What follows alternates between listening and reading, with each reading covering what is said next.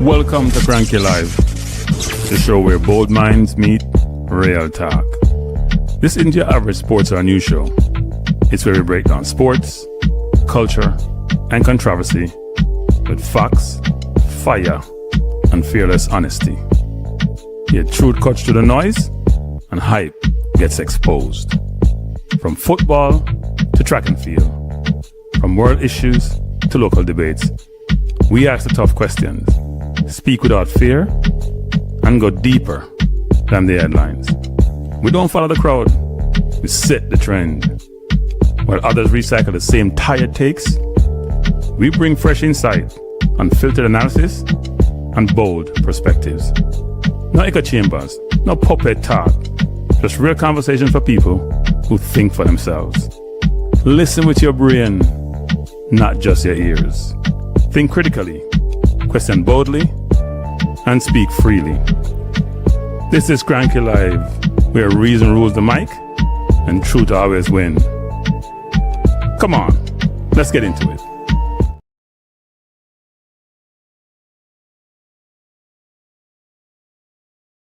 I don't know what happened. I put myself on the screen and somehow I fell off. Good afternoon. How's everyone doing out there in YouTube land? Thanks for joining. Come back to the Cranky Live show. Quite a bit to talk about today. You can see from the thumbnail, the primary discussion is around what's happening in the JFF. Before I jump into that topic though, I recognize those of you in the chat who put your information up. Romy said, if Speid is not the coach, Bailey, all of them waste, I'll go, decide. So he's basically saying that if Speid's not the coach, we won't have the culture and discipline that we need for that continuity we're looking for. And in vacation, it says, Blessing Cranky and that from, thanks for asking the right question. Yeah, no, we'll have the conversation. I want to say a couple of things. One is, I was watching earlier today, Ivory Coast playing against France, and they won the game. And they have a good team. Bless up Ted Dexter and Peter. They have a good team. We may have some upsets in the World Cup. Remember we had Morocco the last time around.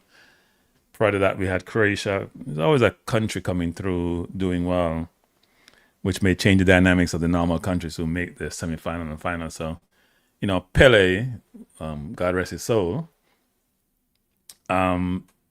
prognosticated or predicted way back when that Africa probably would be the next continent from a footballing perspective. That does not materialize. Obviously, Morocco is Africa, but I think we're talking more like West Africa, East Africa versus North Africa. But maybe Ivory Coast will do well this World Cup. They look really good against France. And France played almost the entire lineup, squad, but they played a lot of their first teamers in the first half. So Cherokee scored a good goal, but Ivory Coast held their own and put them under pressure. France missing a few players. Saliba supposedly have a back problem, may need surgery. Not a good thing for Arsenal or France. And we don't know if he's going to miss the World Cup, but that's interesting. In terms of basketball, I did a watch along last night. Very pleased with the progress in that stream. Got to improve my commentary and be more excitable. But I'm testing out what strategy to employ as it comes about doing the basketball coverage. But my Knicks won last night in San Antonio. I was unhappy with part of the play in the game. I think Brunson got to reduce his ball hog until the fourth quarter. Took 31 shots to score 30 points, and everybody's praising him like the Knicks coming off whatever, as if the other players couldn't produce when he keeps shooting. But we won. It's a good thing. He's a brilliant player, and hopefully we can bring it over the line and win since the first time since 53 years ago. And New York is going. People, it reminds me of way back when the Mets win the World Series, where even my mom then got into baseball. I know nothing about sports. And we're seeing the same thing now with the Knicks because there's so much in the news, so much focus on the Knicks and what they're doing. Everybody's on the bandwagon. So they're like Jamaican fans. When things are going well, they're on the bandwagon. By the way, as you come to the chat, people, and I'm trying to be very nice, please hit the like button. I'd appreciate it. Now, today's conversation, bless up ONON, Uptown, Sylvester, Joseph. Today's discussion is about the JFF, the Reggae Boyz, and the coaching situation. If we think about the current situation, this is one of the most important decisions Jamaica can make for its football. It's an imperative, it's important, and the organization need to be really thoughtful about this. The JFF has published the requirements for the next Reggae Boyz head coach. Before we debate names, we must debate standards. It's very important. Are these requirements designed to identify the best coach available globally? Or are they designed to broaden the pool and make more candidates available, i.e. local candidates? That's a central question for this evening's discussion. By the way, I'm going to mention some names because the names normally thrown out. I hope it's a much wider pool. But I'm not here to belittle or degrade or critique any given candidate, no matter who they are. It's not attacking anyone. It's a discussion about the process of governance, about ambitions, about requirements, about what's needed, about the future of Jamaica football. If Jamaica has aspirations, desire, and ambition to reach the next World Cup, and God knows we bundled this one to the zenith, then the standards that we are going to be putting in place and want adherence to needs to be world-class standards. And it has to be where those standards need to be satisfied individual with the skill sets and the ability and the requirements to satisfy. They meet the requirements. And we can't just put people in place because, you know what? They're one of us, quote unquote, whatever that means. That can't be it. So let me take some comments, and then I'll jump into this a little bit. So Tony Brush says, we spend too much time crying about who the coach should or should not be, or players not getting held account as far as I'm concerned. They, for me, deserve most of the blame for the World Cup failure. So we will never have consensus and uniformity and agreement as to who were primarily responsible for a World Cup failure. It's always my philosophy that in any organization, whether it's your church, whether it's your country, whether it's your sports team, whether it's your company, that the buck stops with the decision makers, those in charge. And I have not wavered on this. I've said from day one, the primary culprit for the failure of Jamaica to make the World Cup resides with the JFF, Michael Ricketts, and the board. To me, that's indisputable. Now, there are elements that informs the failure, such as the players, such as the coach. And for those who want to blame the players, first of all, the coach doesn't pick him or herself for any team. That's done by the federation. The players don't pick themselves. That's done by the coach, and in some instances, they're recruited by the federation. So the buck stops with those who run organization. And I'm very disturbed and perturbed and don't understand why that's not obvious to anyone who's assessing failure in any entity, in any organization, in any situation. If you pick the wrong person, you're going to get the wrong outcome. That's not what happens unless you get lucky. So I'm not buying this notion that we should just blame the players because the players failed. That's very obvious. But who picked the players? Who set up the players? Who picked the coach? Who gave the coach the assistant coach who no longer is part of the administration, which I find amazing? Who picked a coach who was a dinosaur, who so many people said was not the right person, but you picked him anyway because you knew him from some other engagement? It's ridiculous. Who makes all these decisions that informs the ultimate outcome? Who maintained the coach in the position when a lot of people say he should be fired? These are not hindsight view. These are things which were discussed publicly in various forums, including YouTube. So I'm not sure why that's now we're going to say the player should be blamed or the coach should be blamed. Yes, they have culpability. Yes, they require some blame.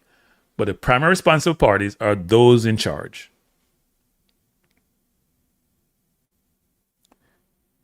I think the disappointment of the World Cup will hit home when the World Cup commences, and we see Curacao playing, and we see Haiti playing,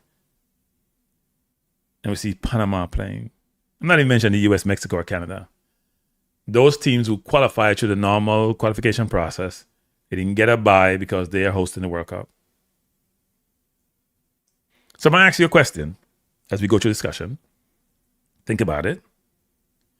As we move forward in 2026, going towards 2027, because we're halfway through the year, and we're going to Nations League, should Jamaica prioritize immediate qualification?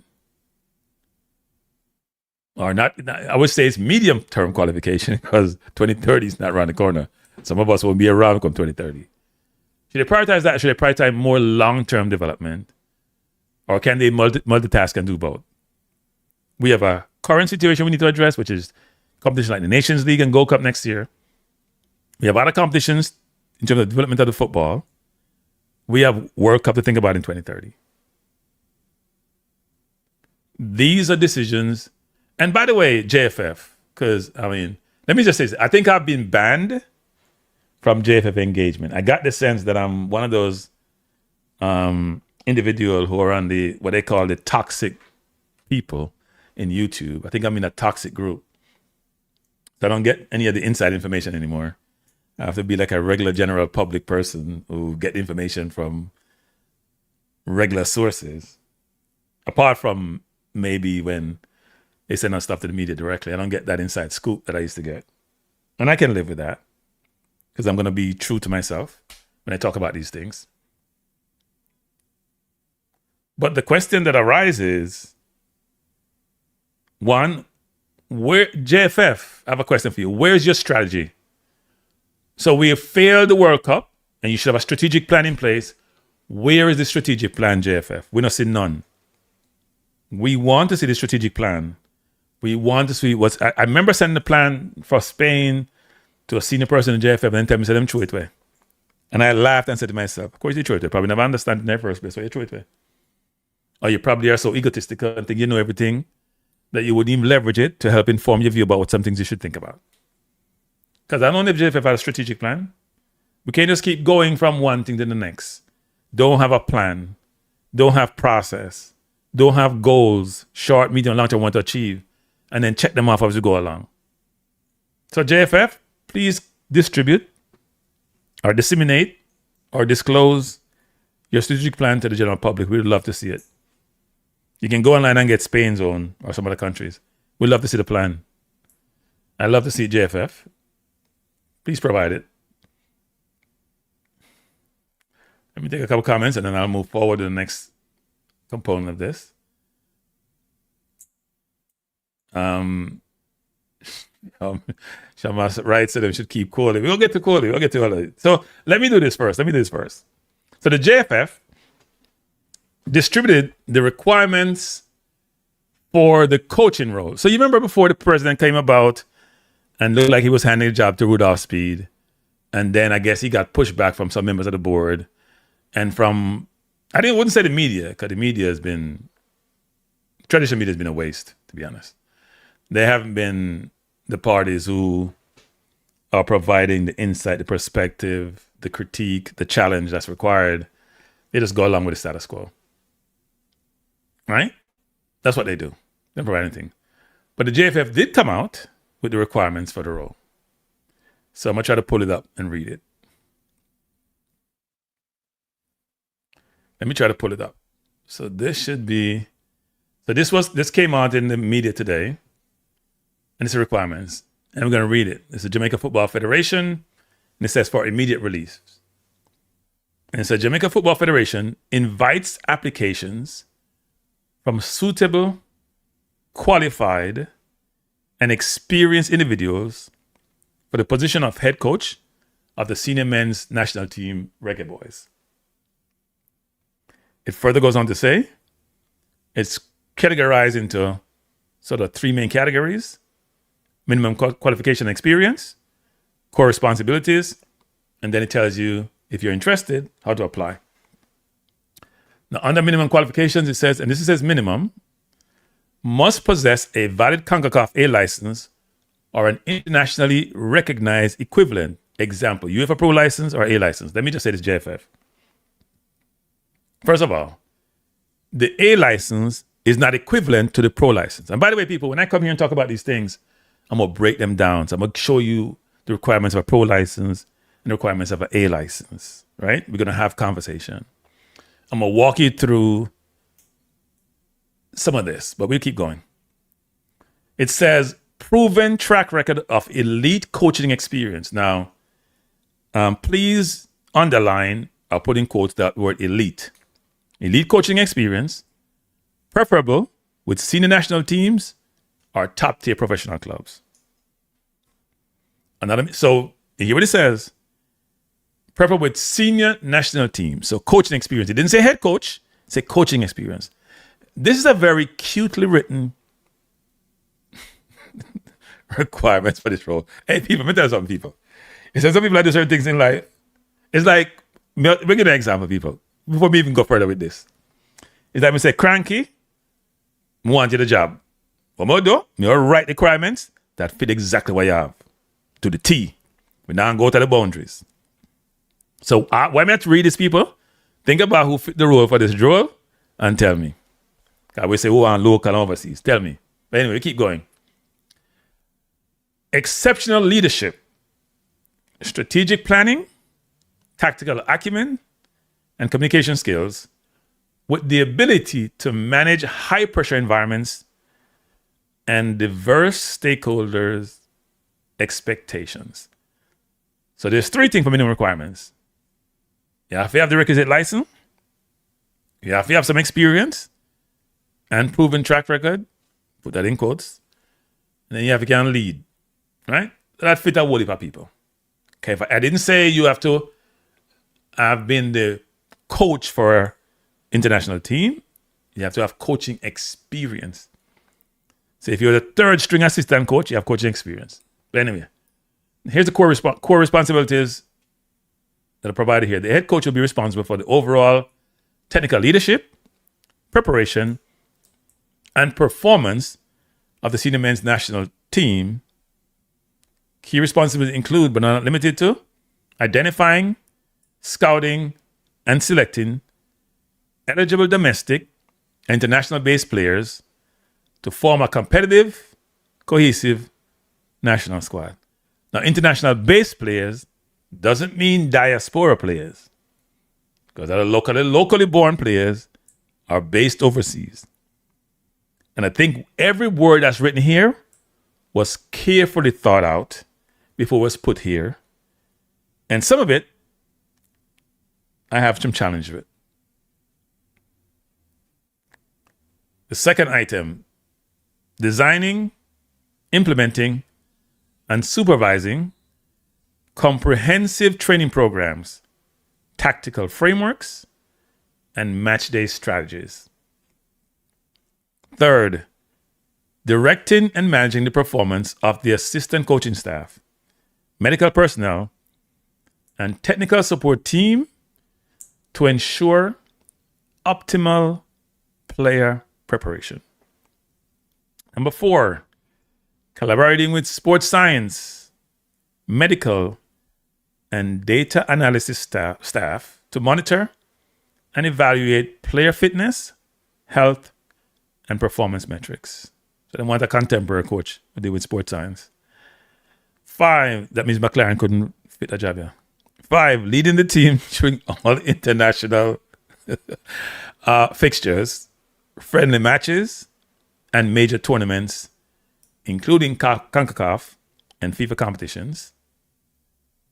6, and second to last, working closely with the JFF technical committee and leadership to align team objectives with the broader strategic goals, of Jamaican football, providing regular technical reports and assessments.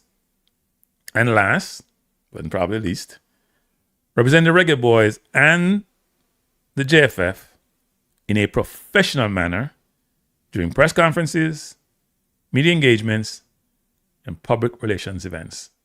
So you saw the minimum requirements, you see the core responsibilities. And then it says how to apply. If you're interested, if you're in the chat and you think you meet the qualifications, and you meet all these requirements to be the Reggae Boyz head coach, they request you submit a very comprehensive resume, including a cover letter, outlining your coaching your coaching philosophy, and copies of your coaching certification, and they provide an email to do so. And the requirement, you need to apply before June 30th. And it also says they're going to shortlist all the applicants, and those on the short list will be contacted for interviews. By the way, people, if you're in the chat, we're going to go through this in detail, people. If you're in the chat, and you like the program and you like Cranky Live and you're part of the Cranky Nation, please hit the like button. I would truly appreciate it. So that's the letter from the JFF, right? You see the core responsibility. You have to have experience, you have to have a license, you have to have a track record. And then it talks to what you need to do, which is what a lot of coaches do. Now, of course, Cranky took some time out and say, you know what? I'm going to take what was provided in this letter. I'm going to compare it to what I think should have been provided in the letter. You know, we have to do them thing there. You have to do a comparison, right? I'm going to spend time doing things on people. So hit the like button, people. At 49 now, 123 people hit the like button. I'm just give me a hard time, you know. I don't know why. Just hit the like button, people. Por favor. I'm not like Anthony Gordon, no Spanish. We know a couple words. So it's an interesting in terms of the requirements. So before I go any further, people, in the chat, do you think these requirements are sufficient? Given the nature of the role, what you think should be required of the coach to coach the Reggae Boyz? Rank number what? What are they rank? About 79 in the world? Are you comfortable with these requirements that's been put in place here? That of the head coach, a license or equivalent, proven track record, demonstrate leadership. You gotta do the normal things of scouting and recruiting players and managing stakeholders. Are you guys comfortable? Is that Duchesne Sweely says yes? Gunnar said this is hilarious. So let me know, people, those of you in the chat, you're comfortable with this? You're comfortable with what's being requested in terms of the requirements to apply for the role? Let me know. Is that global standards? That's a good question. The question is that global standards. That's a good question. Any other questions or comments before I go further? People, 117 people, 60 like. Why someone don't like me now? Lord. Sham said sensible. Was there anything about international experience?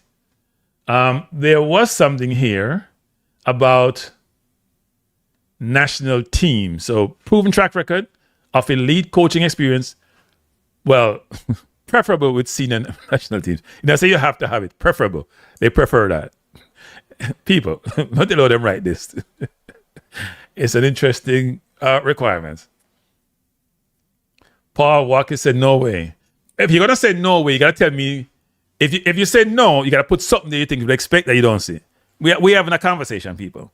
If you say no, then put something that you say should have been there that's not there. Says J. Ross says elite, and he says laugh out loud. We have to define elite. Too. We have to define elite. Because the question is coaching in JPL, for example, elite? All right? You says, no one, a licensed coach. We'll get you out of that, people. We're having a conversation. All right, Gunners is on point. Gunners said them write this just for one person. Be satisfied. Jura said, no, it's far from it. Why go from pro to A? Good question. Maybe no local coach don't have no pro apart from Coley. So if you look at my thumbnail, it basically asks a rhetorical question. Right? It basically asks a rhetorical question. If you look at the thumbnail, it asks a rhetorical question. Was this set up for someone local? And I think unequivocally, I don't think that's disputable. The way this was set up. It's unequivocal. It's smart. A little bit disingenuous, to be honest.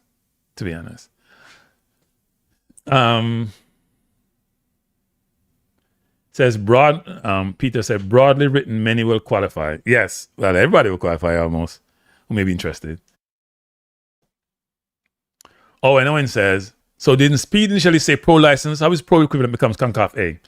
So I was trying to find that recording. I couldn't find it because yes, I did see it. Rudolph did say, in fact, Rudolph was very dismissive of anybody who didn't have a pro license and UEFA equivalent pro license. Not only pro license, you don't want a pro license from the bush, you want UEFA equivalent pro license. So yes, he was very dismissive. And he said that out in YouTube land, and there's recording, I just couldn't find it.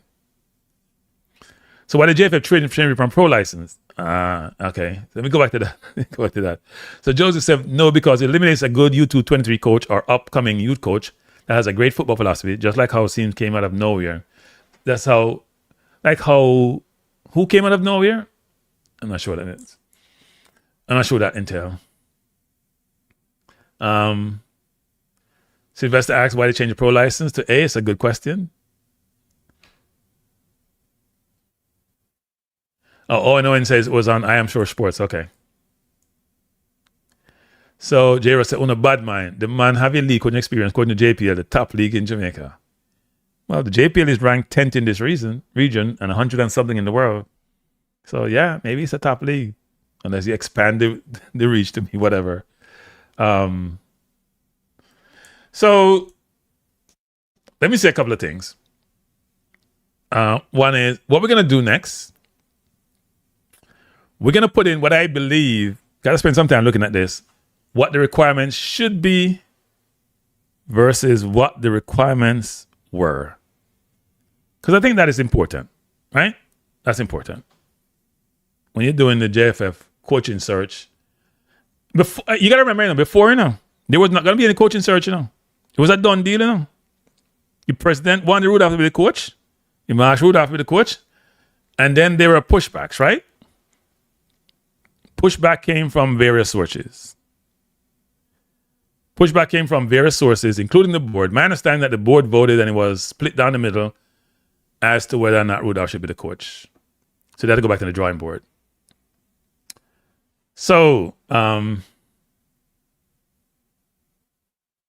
don't know stop it, So, them man, not get no foreign court for the next 4 years when them can package everything. We're not going to stop with no corruption. We're stay far from that. We're not doing anything there. Tough Rudy said, Cranky, this means nothing to me. Like you, I'm retired from the corporate world and I would normally post a job opening or they already decided who's getting the position. Yes, that happens sometime, right? Or sometimes state law requires you to do so. State law may require you to post it to the public and then you cannot post it and hide a little bit because you know we'll get the job. That happened, Tough Rudy. I agree with you. New Wave. Thanks a lot for the super chat, New Wave. Truly appreciate it. New Wave said, driving home from work, celebrating the Knicks victory. Why are you upsetting my drive? Could you provide a listing of the top CONCACAF coaches and their license notice requirements lowered to benefit Speid? Yeah, so New Wave, thanks for New Wave. Become a member to New Wave, the membership thing, New Wave, and sign up. But thanks for the super chat, New Wave, and safe drive home. So let me say this. What I'm going to do first is, in terms of the requirements of the role, I'm going to put up what they had, summarize, and some things that one should think about. Right? So here we go. So you have to go, please, let me do this. Let me take myself off. No. All right. So I put up what the JFF had, and then some things I think should be considered. So the first thing, coaching license. CONCACAF A license or internationally recognized equivalent. If you go through some of the things that I went through when I was doing my research here, A license and pro license, and I'll talk about that a little bit later, are not equivalent. Not in Asia, not in CONCACAF, and not in UEFA. They're not equivalent. They all have A license, so it's going to be equivalent. Like saying B and A are equivalent. There's no such thing. B and A are not equivalent, people. You have C license. That's like saying a C license and a B license equivalent, or a B and A equivalent. So A equivalent to pro. They're not equivalent. And I'm going to go through some of that. So here's the list that I have. So coaching license, highest level coaching license, pro license, preferred or required. If you coach a country, people, we don't know in Malta, which is a Malta license. We in Jamaica, if you have a pro license. Right? Think about number 2, which says provide proven elite coaching experience. What does that mean? Elite coaching experience is, as in my view, you have a documented success. You have to win title. You have to get promotion, qualification. You have to have measurable, tangible results to substantiate. And you know what? You have a proven track record, and therefore you should be getting the job. I don't know what I mean by elite coaching experience. What that mean? How you define elite? We need more specifics around it, so we know when we look on the resume or it match up. If you use them generalized comment, because you want somebody to get the role, of course it's all work for you. Exceptional leadership. We want senior coaching experience. You know, in the write-up it says about you have to have coaching experience. It doesn't say you have to be the head coach, you know. You have to have coaching experience. You need to have senior international experience, and to me, you need to be the head coach. No assistant. It doesn't say assistant can get the job, you know. But assistant have to have some kind of track record that we can say why we can leverage it. And to me, that person needs to have some experience in, say, for example, you think international competitions and tournaments. Unless they come with some pedigree. You know, like how the Spain coach who then pull from the junior team come through, because Spain have coaching philosophy and they have structure and standard and style of play. I can just plug and play people. We don't have that. The coach will come in, need to can be a recruiter. It's an important to be the problem that Jamaica coaches have. Hagrimson tried to recruit, and JFF was a stumbling block in him. We can need help. McLaren come tell us that those English boys should play for England, like he was a spy or something. We need somebody can go out there, go grease palm, look at players, assess players, help set us a coaching structure, a recruiting structure, and bring in talent, whether local or international. Because sometimes you have some diamond in the rough that play locally and people can't recognize it. And a lot of times you have people overseas who are very young, as we see when Rudolph. I'm going to give Rudolph some credit for this. The one thing I applaud Rudolph on is that it looked like Rudolph, no care where you're born or where you come from, and just one of the best players. So that's a check in Rudolph's box. I don't hear nothing about, I know they say you should work with the technical committee, but I hear nothing about we talked about the coach being involved with the under-17 and the young team, them. I say nothing about like that in the requirements. Now, they maybe say it's embedded in the thing about working with the technical committee, but to me, those things should be explicit, so there's no ambiguity. We don't hear anything about a football philosophy and style of play. Where is that in the requirements? Where's there? Because and here's what's funny. I don't want to beat Rudolph, because I'm not on top of nobody, but McLaren came and told us that he was a modern coach. He's a modern failure. And then Rudolph said he's a possession coach. But I'm going to tell you the truth. Rudolph, I can't help myself Rudolph, but Cavaliers play kick and run football. I'm sorry, wrong. Cavaliers play transition and counter-attacking football. That's the more technical term. And Rudolph is espousing the view about possession football, which I find really interesting. And here's my question for you, Rudolph. This I beat you now. If your philosophy, your style of play, if your objective is to play a possession football, why haven't you done that at the club level with Cavaliers? Now, I'm sure your comeback is going to be, I do what's necessary to win.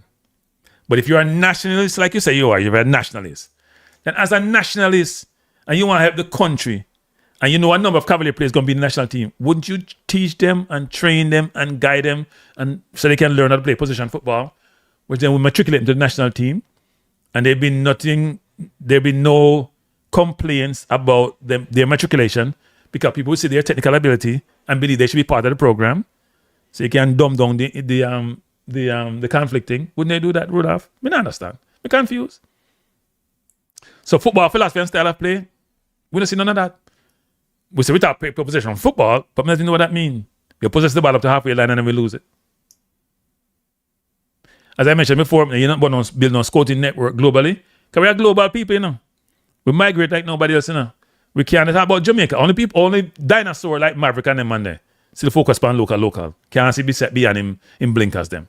Only them look man there. Don't know nothing about the world outside of Jamaica, because they have celebrity of Jamaica, they don't know nothing about nothing else. They haven't been exposed to anything that's global, to anything that is material.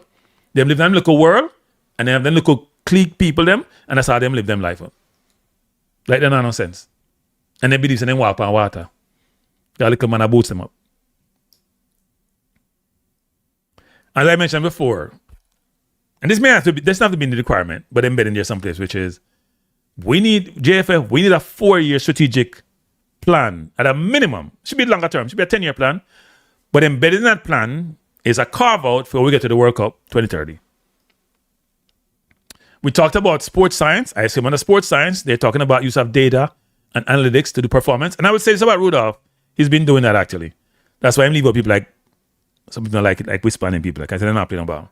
So Rudolph is doing some of this. Obviously, he's learning from, because what I actually doing to people, here's what the JFF did, which was really interesting. And I did the same thing, but a little more expansive. When you look at the coaching requirements for C, B, A, and Pro license, and you marry up with the requirement JFF has, those are some of the categories they have in their requirements for the role. Except then kind of dumb it down to fit who's in Jamaica. I did it, but expanded it somewhat to make it more global and something more elite versus what they had.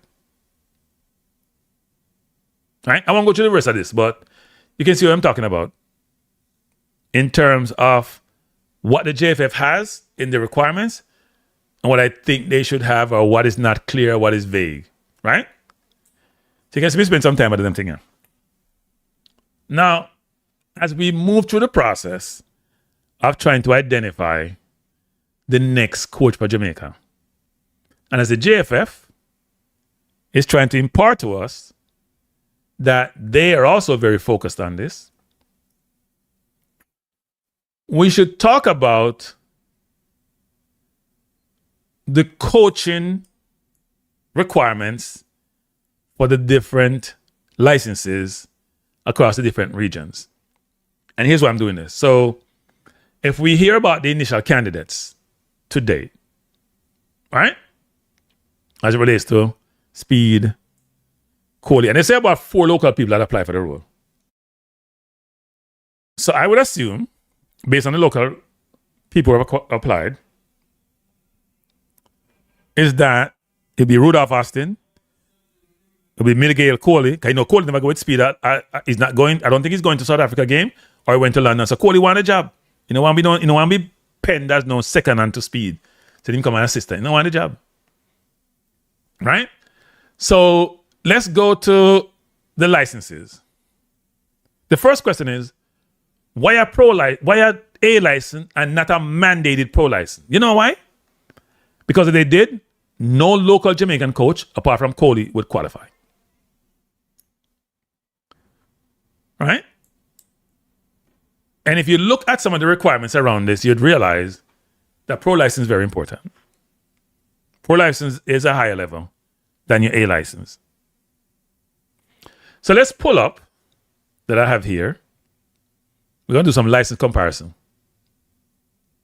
We're doing some licensing comparison, people. Right? This is license comparison. So look at the licenses. And I can widen the screen to see it. So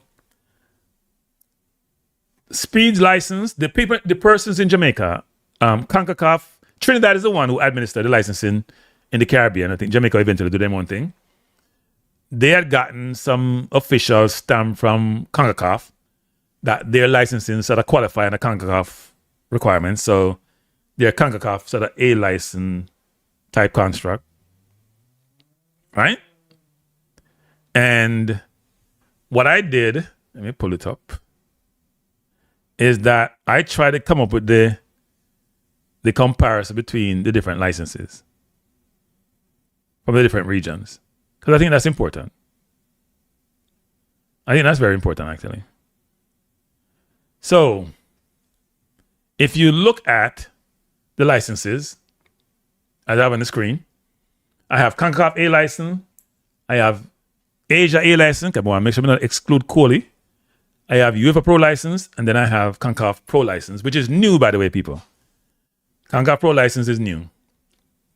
And by the way, at the current time, it's my understanding that FIFA doesn't require a pro license at this time. They require it by 2030. But most people are going to have coach national team as a pro license. So if you look at the requirements that I have on the screen of the various licenses, you will see that for CONCACAF A license, and the reason why I put A license there is because the JFF is saying A license are pro, and they did it because they want local coaches to apply, and they have in mind who they want to be the coach. So for CONCACAF A license, in terms of coaching experience, what they do in the licensing for football is you have practical experience and then you have classroom experience. So for example, you become a you get a B license. You have to spend some time in the practical field, document what you're doing, what you have done, and then you reconvene in the classroom, and then they can transition from one to the next if you satisfy the requirements. So say for example, in CONCACAF, for example, if you're A license, I put the wrong thing. Yeah, it's A license. You have minimum 12 months after you get the B license for the A license, right? Which makes a lot of sense, actually, if you think about it. So it's like a year. Even though I've heard some stories, I probably shouldn't repeat, but I've heard some people get to transition from one to the next without going through what I call the statutory time period that they need to go through. We have a minimum of 12 months as B license, get your A license. The A license normally used to cover elite youth level. Let me say this again. Elite youth level, amateur and senior football. And in Europe, they're pretty stringent about that, actually. That's why you see when Fabregas went to coach Como, he had to get a pro licensed person to oversee him because he didn't qualify to coach in Italian league with an A license. Now, in terms of if you look at all the coaching elements that inform coaching and the different categories, you have to be tactical. You have to be able to do match analysis. Some people are blowing up my phone, people. You have to be able to do match analysis. You have to be able to do demonstrate leadership in team environment. Everything you see, a lot of things you see in the JFF requirements, sports science, leadership, they pull a lot of those from the requirements you see as you go to the coaching criteria, and that's informs, but they dumb it down somewhat, or they make it very general when they have it out there. I don't know why somebody here is just blowing up my phone. Sorry, people. Anyway, I can't listen to that now. And then it has so if you look at the requirements there, for example, look at club management. So A license is limited. If you want to be a pro, it needs to be extensive across all the different. The pro license for all the different regions are very, very similar in what the requirements are.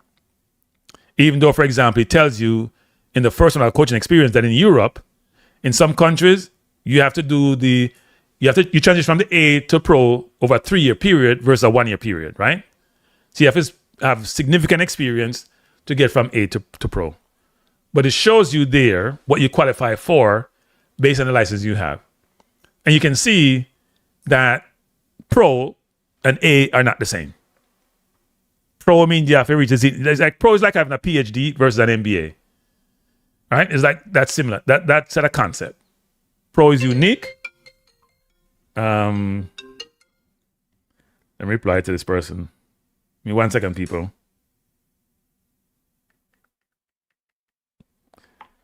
Pro is a more stringent requirement than for A or any other licenses. But across the 3 regions I have here, UEFA, Asia, or CONCACAF, they're very similar. And I said CONCACAF is pretty new in terms of the pro. But so of all the coaches so far that we've talked about locally, whether it's Austin or whether it's Rudolph, Speid, or whether it's Coley's the only one who sort of satisfied the requirements for a pro license. And you can see I have some names there. We're going to go through those names. So you can see there's a big difference between pro and what I consider to be A license. Now, let me say this. There are 5 people have come up with so far that I'm aware of that may be considered for the role. The names have been thrown about. Don't say cranky, say these people are going to be getting the role, are interviewed for the role, because I have no such information. I just pulled this out of a hat because I figured that given the football, given what I know, given where they are today in their careers, that these individuals may deem themselves to be having the requisite requirement for the job, and may want to pursue the job. Now, if you notice, look at my list, and I say you can blow it up. I have Rudolph Speid, I have Coley, I have Rudolph Austin, I have Paul Hall, even though it's a long shot, and I have Darren Moore. Now, everybody here, the last three, Rudolph Austin, Paul Hall, and Moore have all played for Jamaica, right? Speid has played for Cavaliers, and Coley was a footballer until he damaged himself. So look at what I have here for some of these people. Say, playing career, because as a footballer, it's important, right? All the analysts you see on TV normally are ex-players. There's a lot of experience you have as a player that informs how you become a coach. It's part of the process. Now, if we talk about highest playing level, you can see Coley and Speid local, Rudolph Austin playing championship, Paul Hall played championship, Premier League, and so did Darren Moore. And Darren Moore, in terms of coaching license, people have blown my phone today, boy. Right? It must have touched some nerve. In terms of license, Speid has A. My understanding is that Rudolph Austin has A. That's my understanding. I can't confirm it. Even though I did go through some source. Coley has Pro. It's my understanding that Paul Hall has Pro and Darren Moore has Pro. Now, the Paul Hall thing, I got it from some source, but I'm putting an asterisk beside it.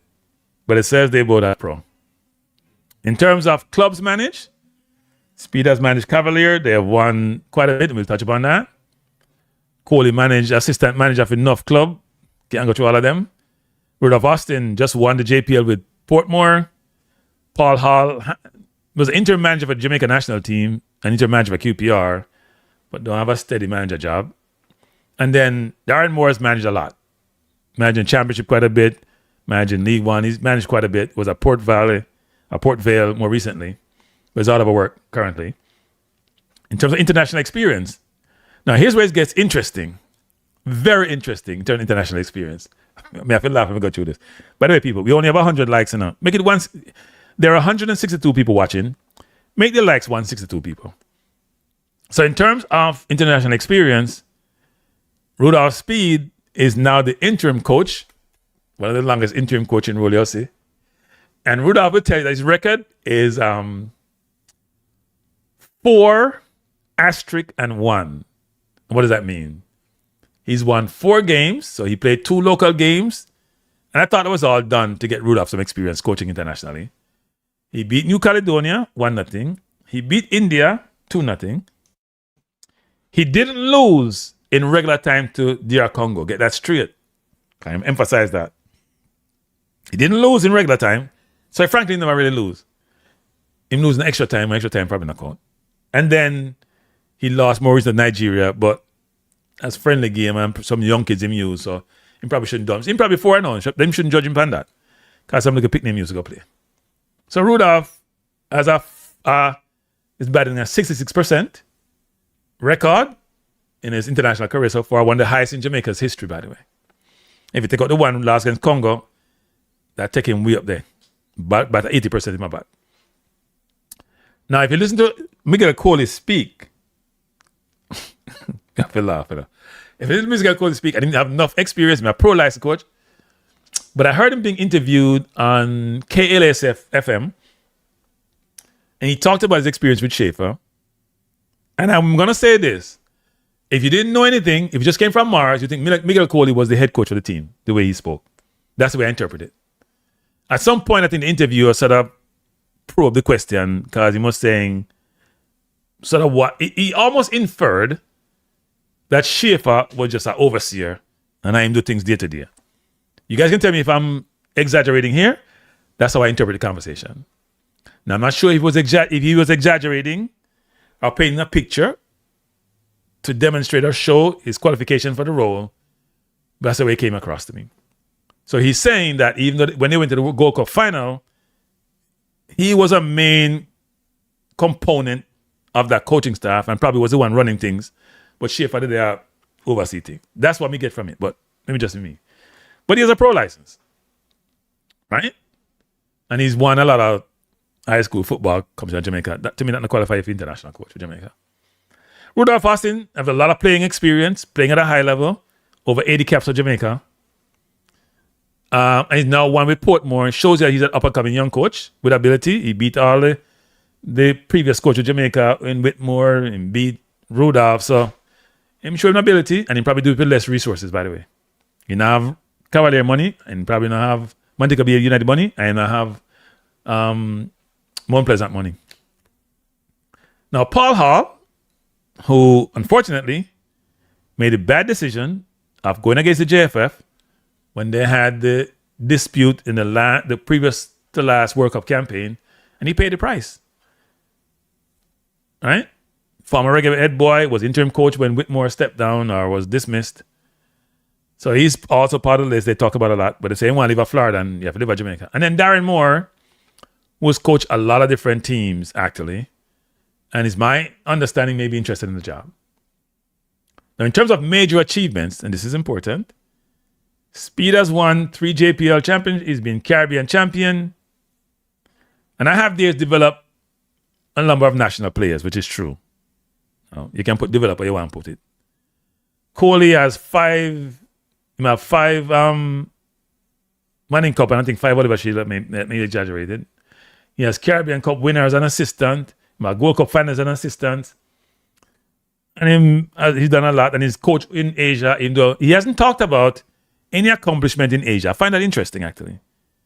When I hear him now head coaching job in Asia, I'm going to hear him win nothing in Asia, which is interesting.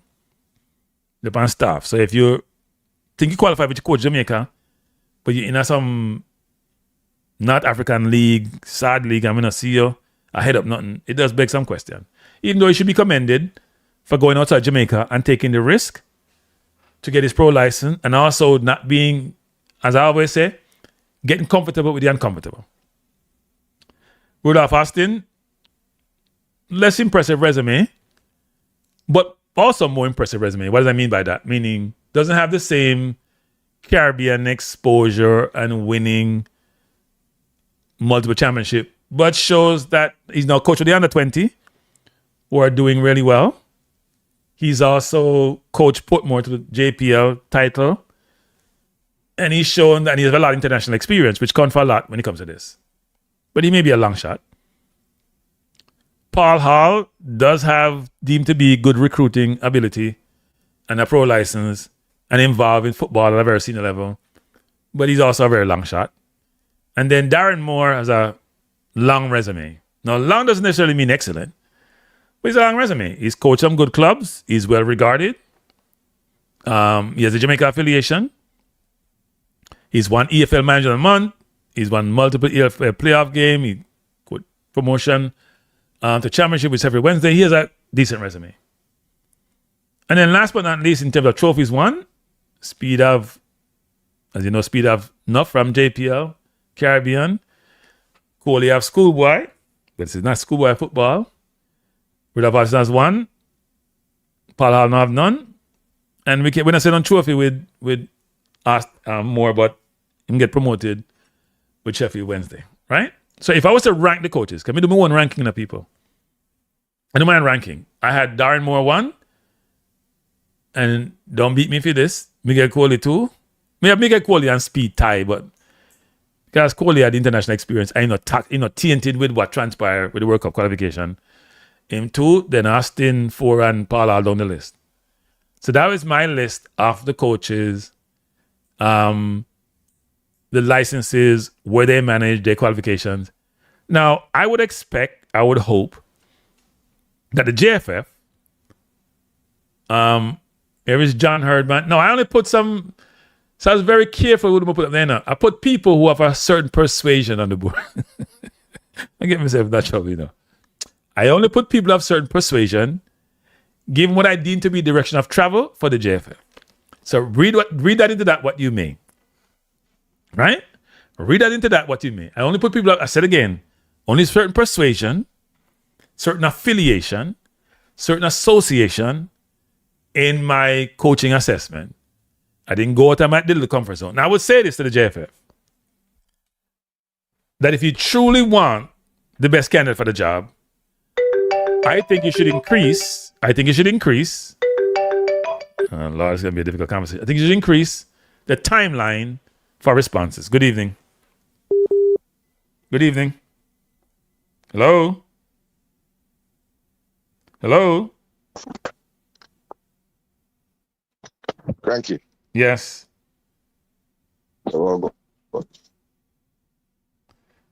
You tell me you're not coming through good, but go ahead. Are you hearing me now? Yeah, I'm hearing you. Yes. Okay. You're doing a show later? I'm doing a show right now. You're on. You're on live. You're on live, by the way. I'm on live. Okay, fine. Thank you very much, man. I should tell you said later about doing it.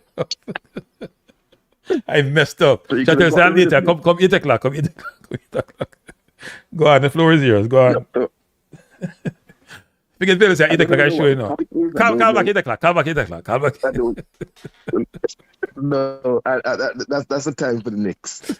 No, the Knicks play tomorrow. You have to follow the basketball. Knicks play tomorrow. They don't play today. But anyway, go ahead. No, man, but it's tomorrow. Congratulations on your Knicks. I'm not about. Yeah, them Knicks game last night. Knicks game. Mm-hmm. So go ahead. Good game. Huh? So actually calling about two things. One. By the way, before we start talk, don't read the conversation. We're talking about the JFF's requirements for applicants for the head coaching. That's what we're talking about today. That's the topic for conversation. Okay, I saw the application. Right. So that's what we're talking about. You mean the application for self-employment? Well, if that's what you want to label it as, then that's your prerogative. That's not mine. That's Cataract's perspective. So I sent you some texts, and I'd like to read for you.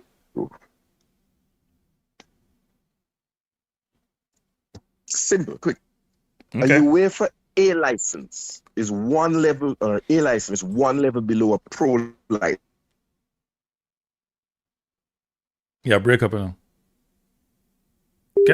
Cataract is having some problem. He didn't pay his phone bill. Cataract, they didn't hear you. Your phone is breaking up. No. Cataract, I have done a board, Cataract. I have done a board in terms of the different licenses. All right, I had it on the board anyway. So, can coach up to 18 reserve teams and second-tier clubs, which means that you are nowhere near a men's first team. And second-tier clubs meaning none. Well, that's UEFA. That's UEFA though. Everybody have their own requirements. That's UEFA's. No. That's what an A license is. No, but I'm saying that's what UEFA has for A license. Doesn't mean that your organization, your confederation have the same construct, right? But they're normally similar. They're normally pretty similar. It's similar around the world. Yeah, it's pretty similar. You have the CAF, that's the African people. You have the one down in South America, A license, pro license. Yeah, but you know that FIFA doesn't mandate pro license at the current moment, right? They think 2030 they're going to require it for international, for coaching international. Yeah. Okay, because the issue is you are taking people's players who are professional, and then you are expected to manage and handle them in the same professional way and professional level and return them to their clubs. That's why people don't want you to have C license and D license and B license, whatever you want to have. Because I'm presupposing there are things about recovery, things about injury management, things about game management. I'm supposing that a club is expecting you to be able to execute with their asset. Yeah, it doesn't mean that A license doesn't have the A license. Have some of those things, it's just the pro license is a different level, right? There is if you look through the requirements and the roles for each of the different licensing level, there are some overlaps there. It's just some more extensive than others. So there's no overlap So the there. pro But pro and license A are not the means- same. No, they're not. Pro means that you have spent time at a professional club, meaning you would have done what you call it now? It's not a practical. Or Well, whatever, all these but people you have would spent time at a professional club. You mean managing professional club? Who? All these people I have on the list. they I have don't 5 manage on the the list. club. Oh, you have 5? No, I'm not getting to the personalities yet. I'm Okay, just you're getting talking about the to requirements. Okay. the Yeah. requirements. Yeah. I'm saying when you have an A license, you can manage a professional club. You go in there and you work as part of the team, and you get a certain number of hours or days of experience. That is part of the requirement for a pro license that you manage in a professional environment. The second thing I'll try to be quick. The requirement for you to have managed a professional club. That's there, right? Yeah. Yeah. Well, I have something to say. And I am talking directly. Cavaliers is not a professional club. It's a semi-professional club. The Jamaica Football League, JPL, is a semi-professional league. So anybody who's coaching in the JPL, and that's the extent of their experience, would not meet that particular requirement. Well, look, anybody can do what they want to do, right? No. I hope you're not become a Speid apologist. I'm just telling you that anybody can do what they want to do. I mean, No, I'm saying they find a way to work around. They have workarounds. Do you agree that the JPL is a semi-professional league, and therefore any coach whose experience only extends within the JPL would not make that requirement? That's an interesting one. Because what you're saying is that nobody coaching JPL can have a pro license. No, they can't have a pro license. I'm saying they can't apply for this job because No, you're saying they the can't. requirement. No, you're saying they can't have a pro license. That's what you're saying. That's what you're saying. No, they can't. No, don't say that. That's not what you. That's what you're saying. Now the question. The question. Then they never have a gym. No, Some of but the clubs question have a is, gym. how does one define a professional club? That's the question I'm asking. Club. Huh? I'm glad you asked, Stan Kroenke. I'm glad you asked. This is like the great debate. I was so motivated to research everything. A professional club is a club that hires players on a full-time professional contract. And the players, the staff, have no other job except the job that they have full-time. So they're not lifting steel and lumber out at what the place name again? The place on Malines Road where Tuffy Anderson used to work, where me literally see Tuffy Anderson come and give me some cement and thing, and then say, so yeah, I drop down a stage on my father. I say, jump in. And me and Tuffy and yeah. That's the reality. That our top goal scorer in the league was working at a hardware in the day and then going to national training and still performing better than he could find the goal better than a lot of these players who are here now. Big up Jeremy and Tuffy Anderson, big up Ray Nelson, big up Luton Shelton, some of the really class strikers to come out of Jamaica. You know what I mean?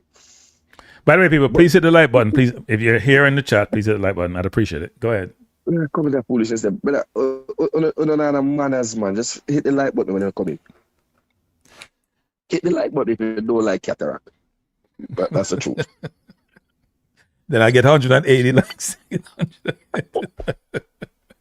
Well, go on. The floor is yours.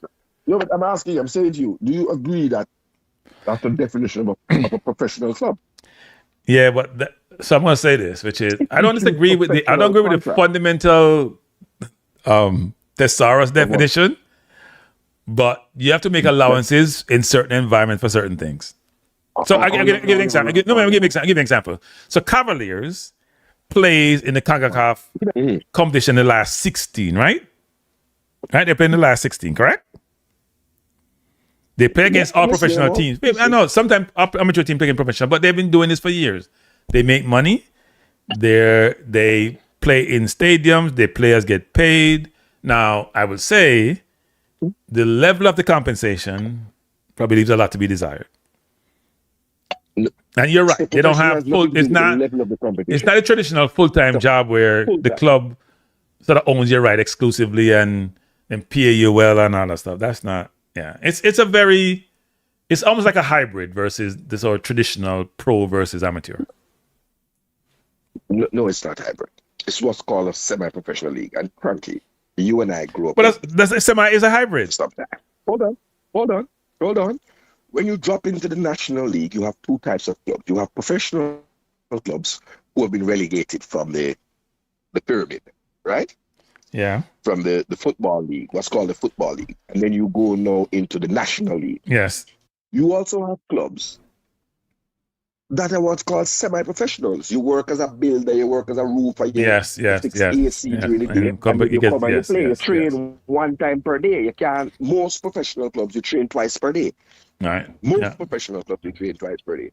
And then during the day, you do your, what you may call it now, your video room, and you look back at your games and your preparation. That's the life of a professional footballer, right? Yeah. Anthony Grant, for example, is now a semi-professional, semi-pro. He plays in. I still want him to play for Jamaica, but go ahead. Semi-pro club. No, I don't want him to play for Jamaica. But I don't want him to play for Jamaica. My man's relaxing on the North Coast. But I'm telling you, if he was in England, I would have told him to go show up and help stop our midfield, because I'm sure that he would not do like Ming, who ran towards a man and said, "Bombard, Manela strike now, Manela this," and turned around and backpedal. I have never seen anything like it before. Keterak, stay on point. Don't stray. Stay on point. Don't go off on a tangent. That last goal, you played it, no, it could go wrong, right? So I'm just saying that Cavaliers is semi-professional club. It's not a professional club, and therefore, Mr. Speid does not meet the minimum requirements. No, I suspect. No, the minimum requirement. No. We have to be very careful of that. He meets the requirements are written for him, so he meets the requirement that stand right now. They're written for him. Let's be honest. The JFF requirements are written for Rudolph, even though they came from the requirement. The requirements. Let me rephrase that. The requirements came from what you would require from an A licensed coach, for example, right? And some aspects of the pro licensed coach. And they took those requirements as what they require for coaches, and Rudolph meet those requirements currently. No, I'm saying he meets the minimum qualification requirements.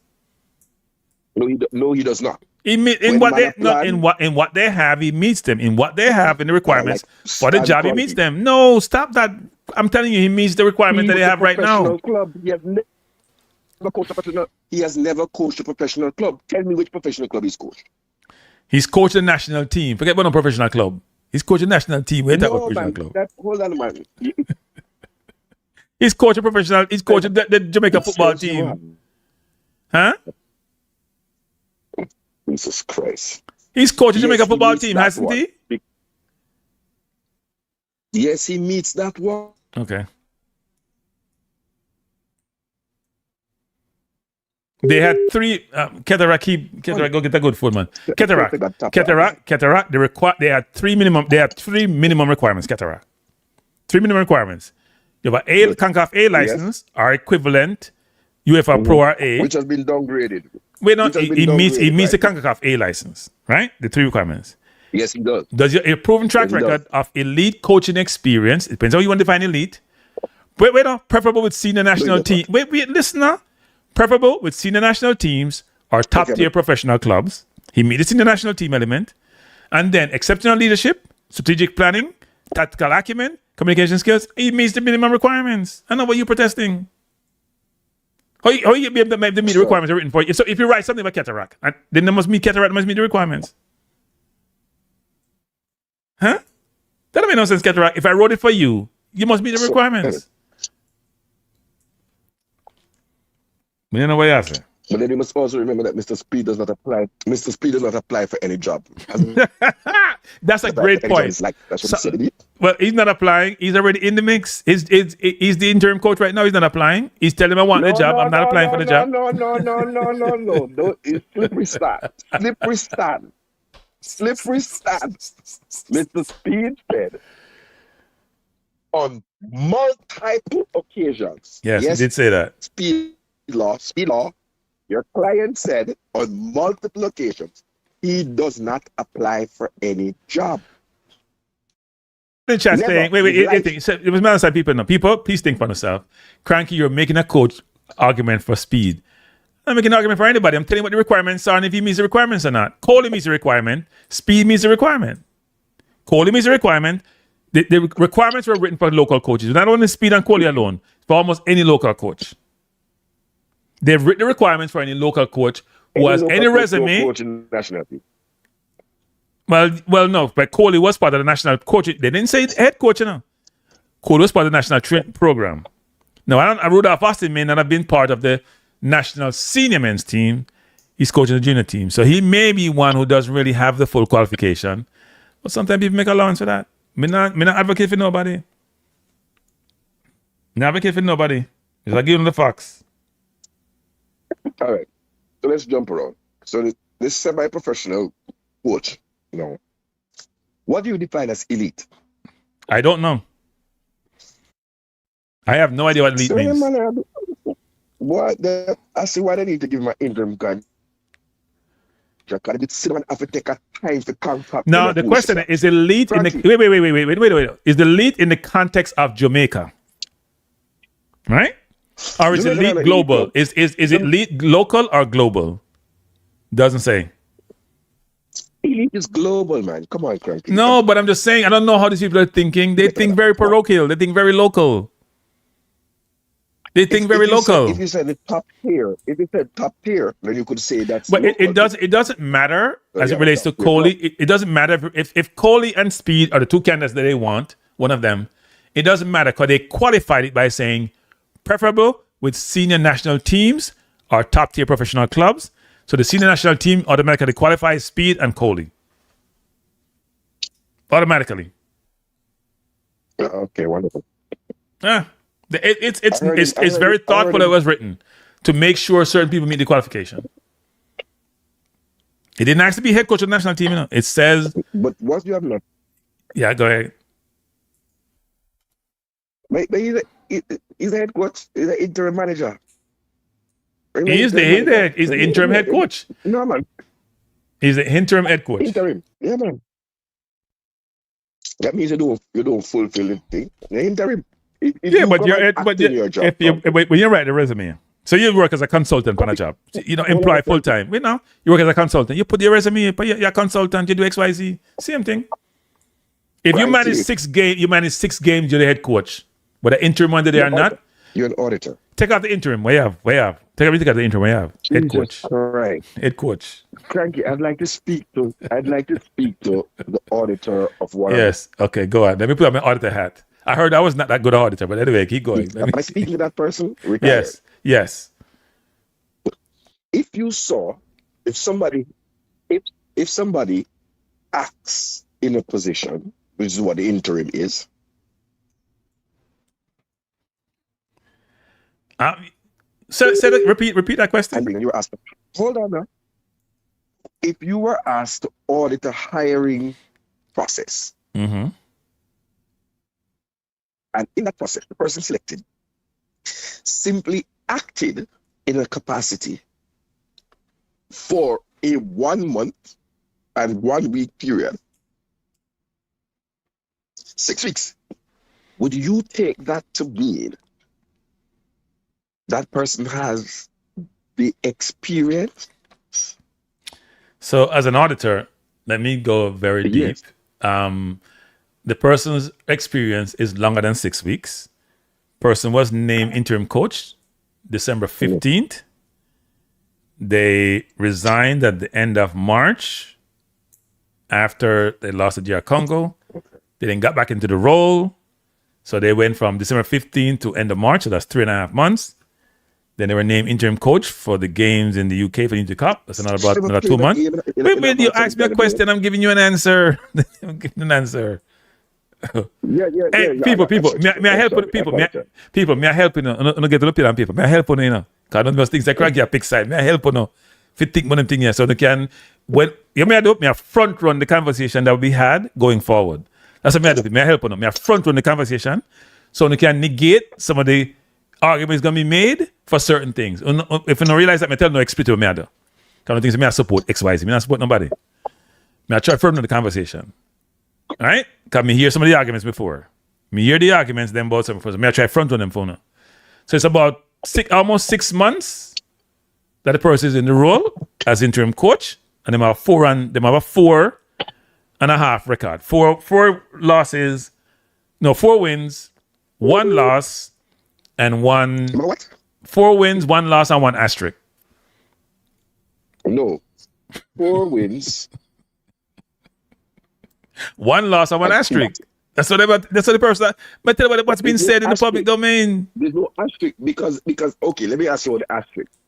Has Arsenal got an asterisk against their Champions League victory? Them lose that. Well, Arsenal admit it, but not everybody admits it. Final whistle. Yeah, Arteta admit it, but not everybody admit it. And everybody I see him. Arteta don't make no excuse. Him say him lose and go in yard. Right? That's what Arteta has done. So anyway, let's keep going. So people, don't come say cranky and make a case. Somebody just ask that chat, say me will be the PR person for Rudolph. What the state of people? Why don't you listen 2 sides to every story? Listen 2 sides to every story, you know? Lord, go ahead. I'm not PR for nobody. You're not the PR person. I am looking. I'm gonna ask you to send you a new resume, and I expect to see after senior auditor. You're senior auditor, right? You're not just a regular auditor. You're a senior auditor. No, I'm not a senior auditor. That's low level. I'm a managing director. A managing director. Okay, yes. Managing director. Yes. Retired. Yes. Retired. Yes. No, senior auditor. I expect to see another bullet point that says company Speid law.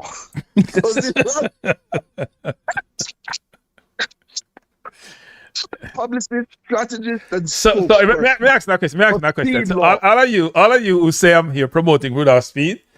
So wait. How come we can't get an interview with Rudolph Speid? How come we can't get an interview? If I'm a PR person. Because that's conflict of interest. That's conflict of interest. What? No. Conflict of interest. No. If I'm his PR person. No. Back. If I'm his PR person. You cannot interview your boss. You can't interview your boss. No, you do interview your boss. That's what you do. You interview your boss, of course. And you prepare the question, then we'll ask him. You prepare the question, we'll ask him. Prepare them. But seriously though, I'm interested to hear what you say. So you're saying that the interim doesn't matter on the something there. Look, there have been a lot of interim coaches who have gotten head coaching jobs, right? A lot of interim coaches who have taken over full time based on how they perform. He has a 4-2 record, so he can always, your man told him record. He can get in a smart enough, he get 2 subs first, and he win the 2 subs. The 4 wins are against teams rated about 500. It doesn't matter. Jamaica draw with Jamaica barely beat BV. 500. Wait. You know what? Cranky. Let me say one thing before I ask you. The only surprise Cataract, aka Ohidi Blake, who was in the Sunday Gleaner as a revered selector. Here we go.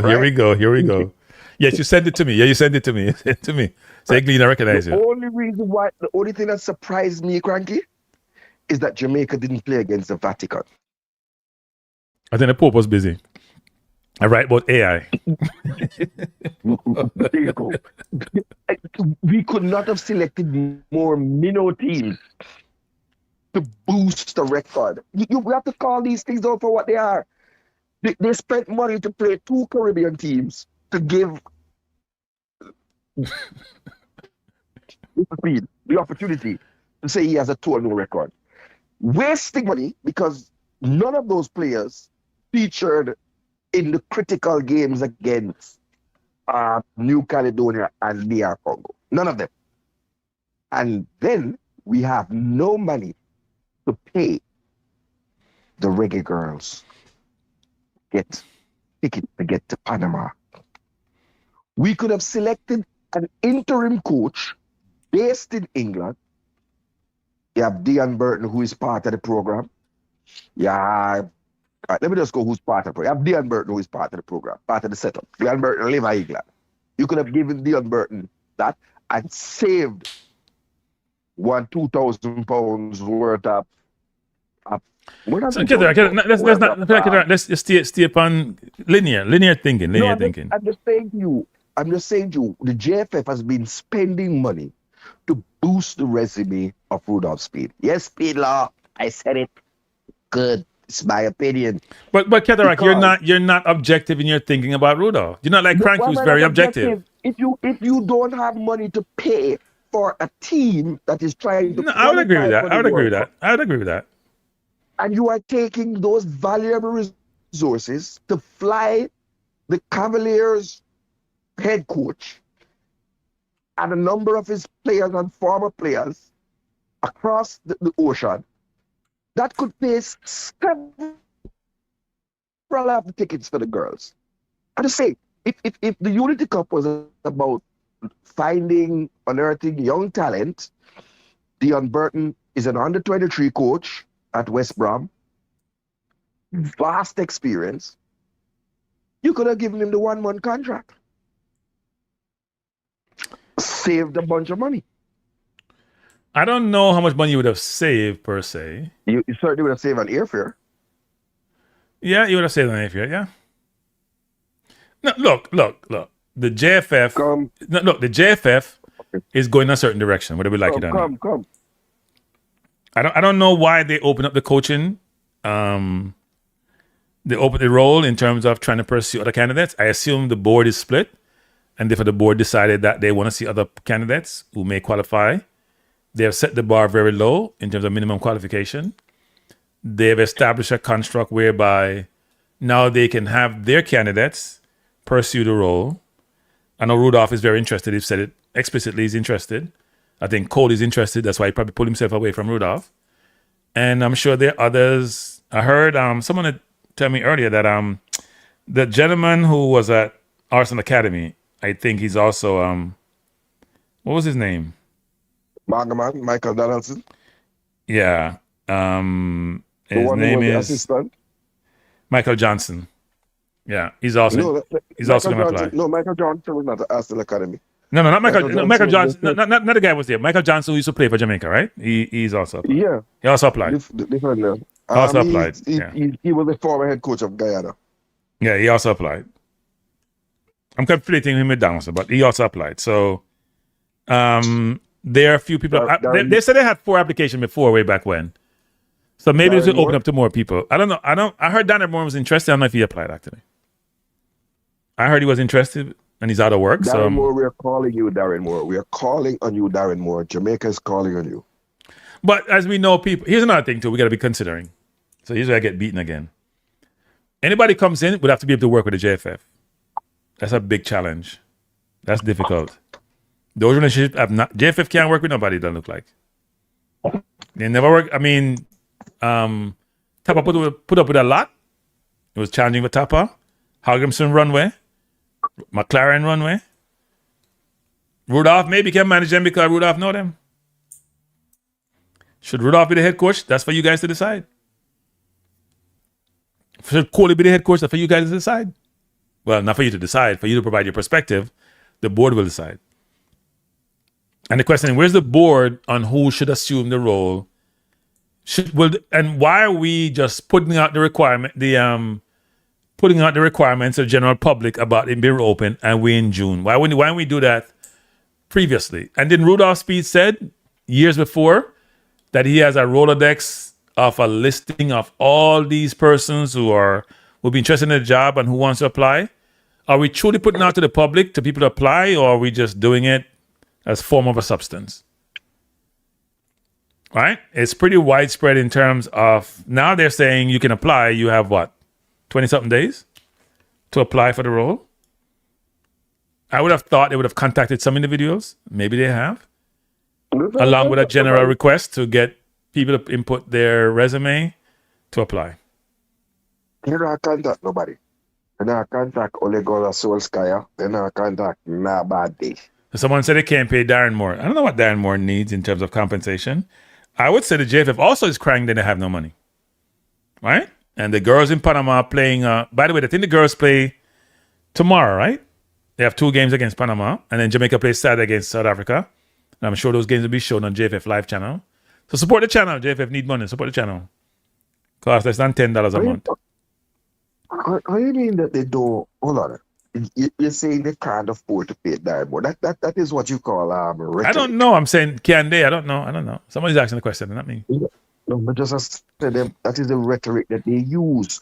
Just like they say they couldn't pay to fly down English players to play in the Caribbean. Oh, by the way, people, I should put that up. By the way, I should say this, that the South Africa game is on, right? And I just put on the screen the players that are in the squad for South Africa game. I think I have them right. Let me just check and confirm the listing that I have here. We never get that team something. We never get that team at Ratty.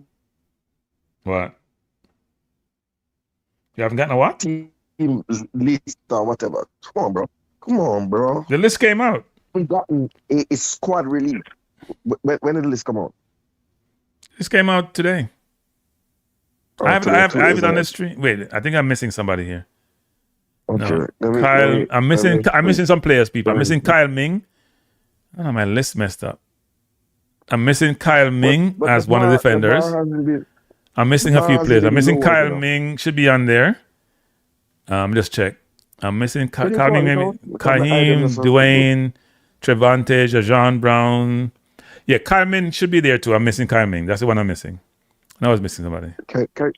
Can you properly read out the list, please? So the list of players who are in the squad for the South Africa game, and they're mainly locally based players, apart from a couple who from England. Connor Boyce Clark and Tafari Chambers are the goalkeepers. Sorry, can I just say something? I noticed that the last few squads that come out, people don't bother to put the club that the players are associated with. Yeah, well, I got a list, so I'm just reading the list.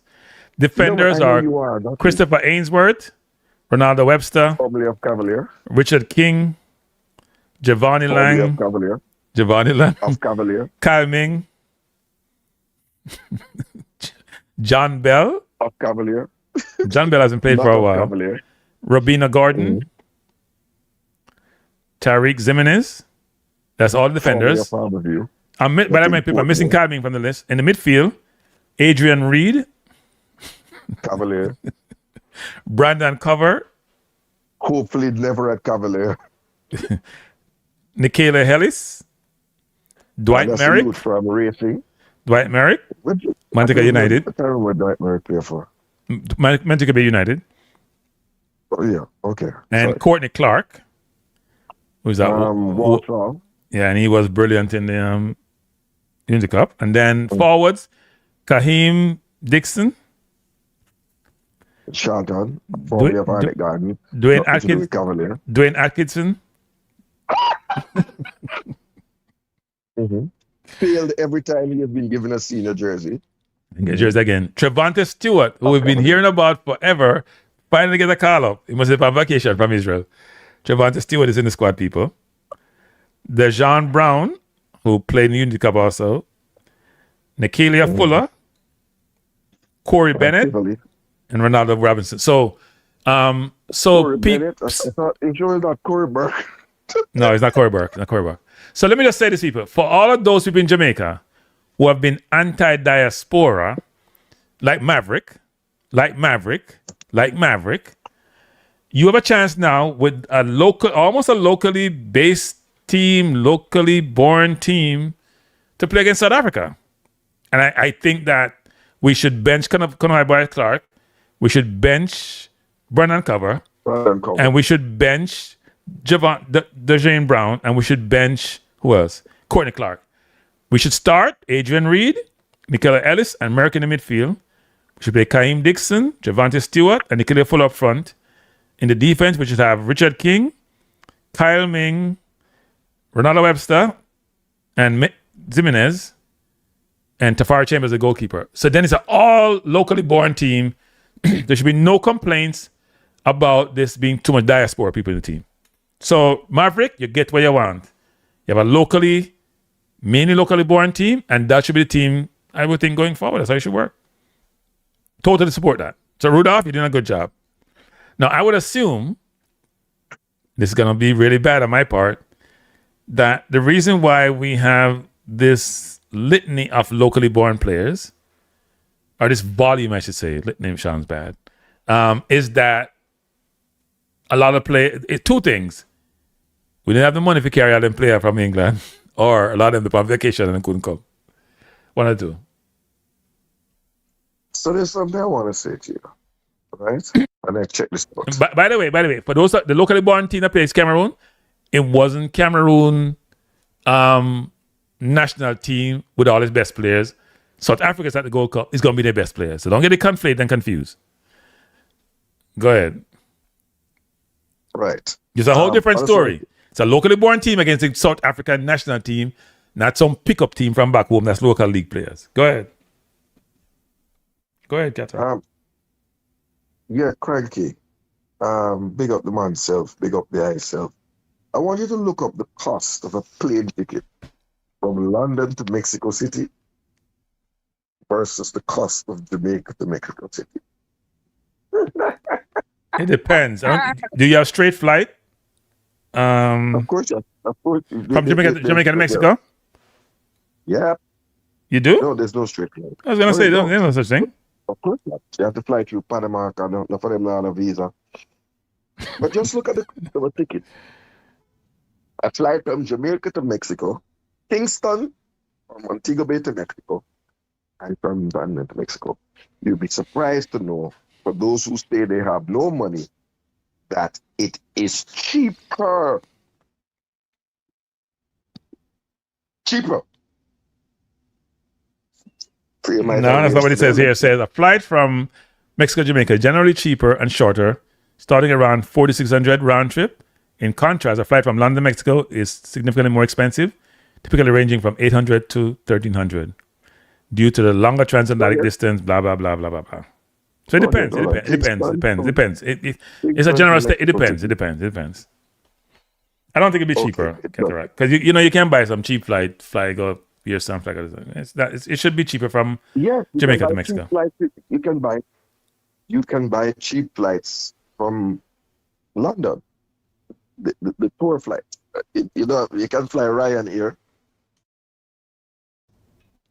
Kingston going to Mexico City today. I want a locally born team to play. I think those kids should be given an opportunity. And I think they should bench the guys who are in the diaspora. I think that's what they should do.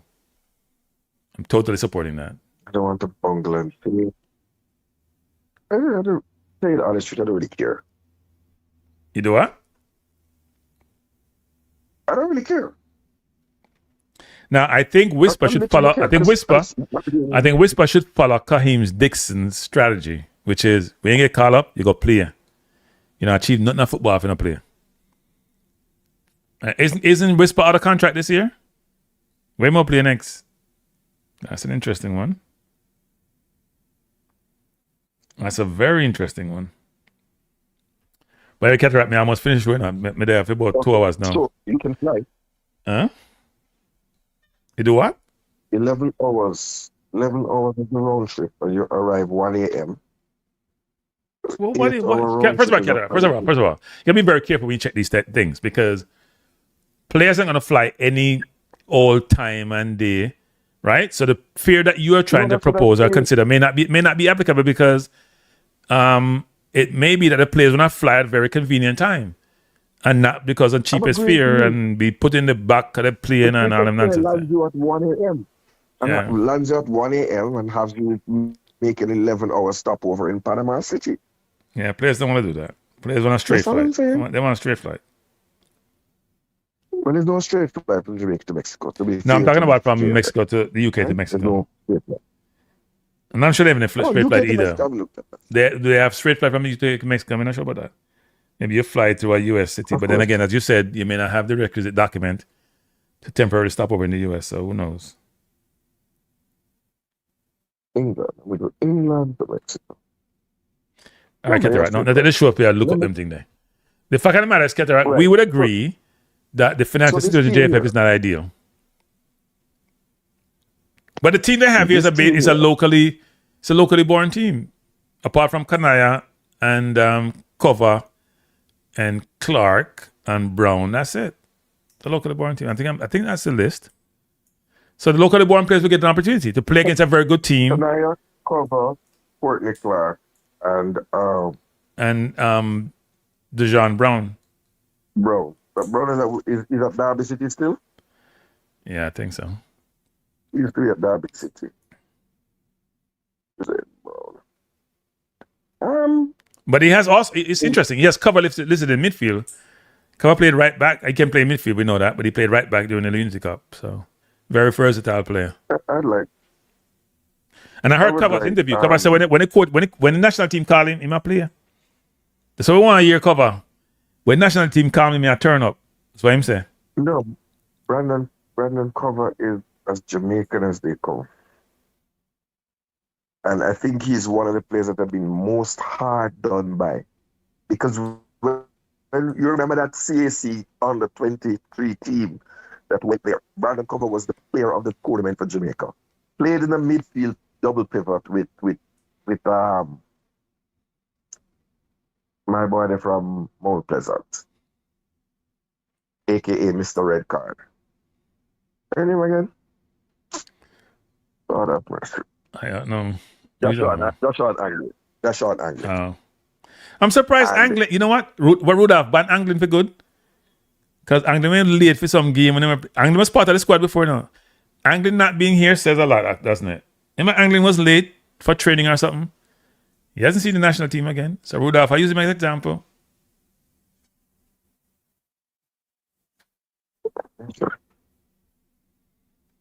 Yeah, still a Derby County player. He was on loan at Port Vale.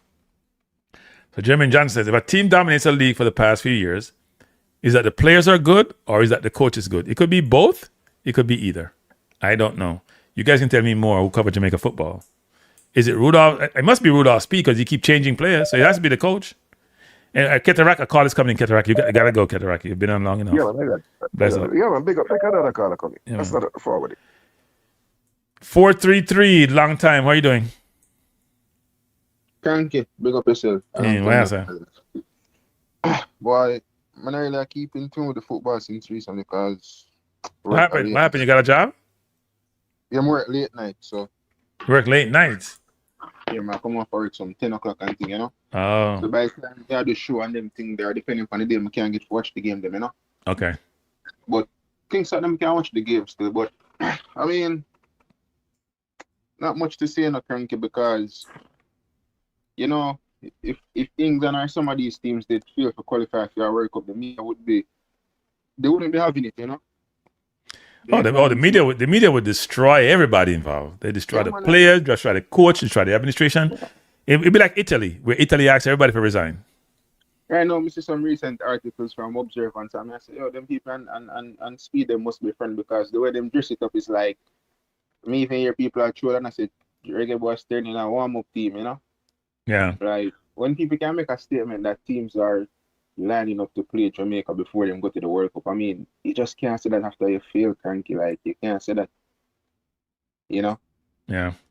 Stuff like that is just inexcusable. It's a sin almost, to be honest.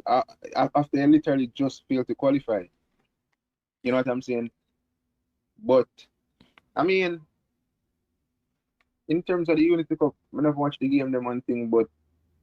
You didn't watch any of the games? No, I never watched any game, them. We found a couple players. Brandon Cover played well. Courtney Clark played well. Ming played well.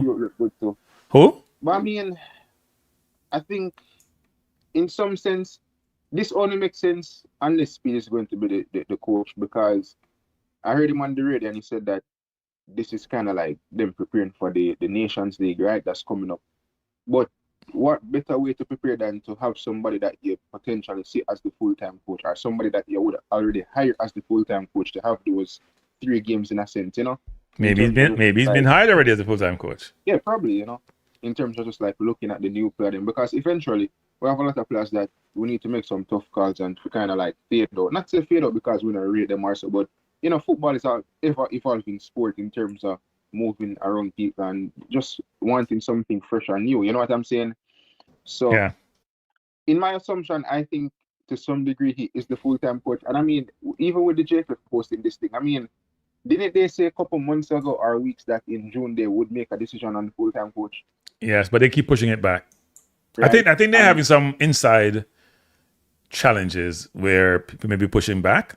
So they keep moving the dates because some people in the board are not accepting it. I was told that I informed by somebody that it was split right down the middle where the coach, speech with the coach or not, 4 against and 4 for. One person wasn't there. It's supposed to be an 11 board member, right? So you have take Speid out, it's supposed to be 5 and 5. The president normally the deciding vote. But somebody wasn't there, was supposed to be there. I guess you got to vote in person. So they have to make a decision. And Speid have to recuse himself. So it was tied 4 and 4 because Speid recused himself.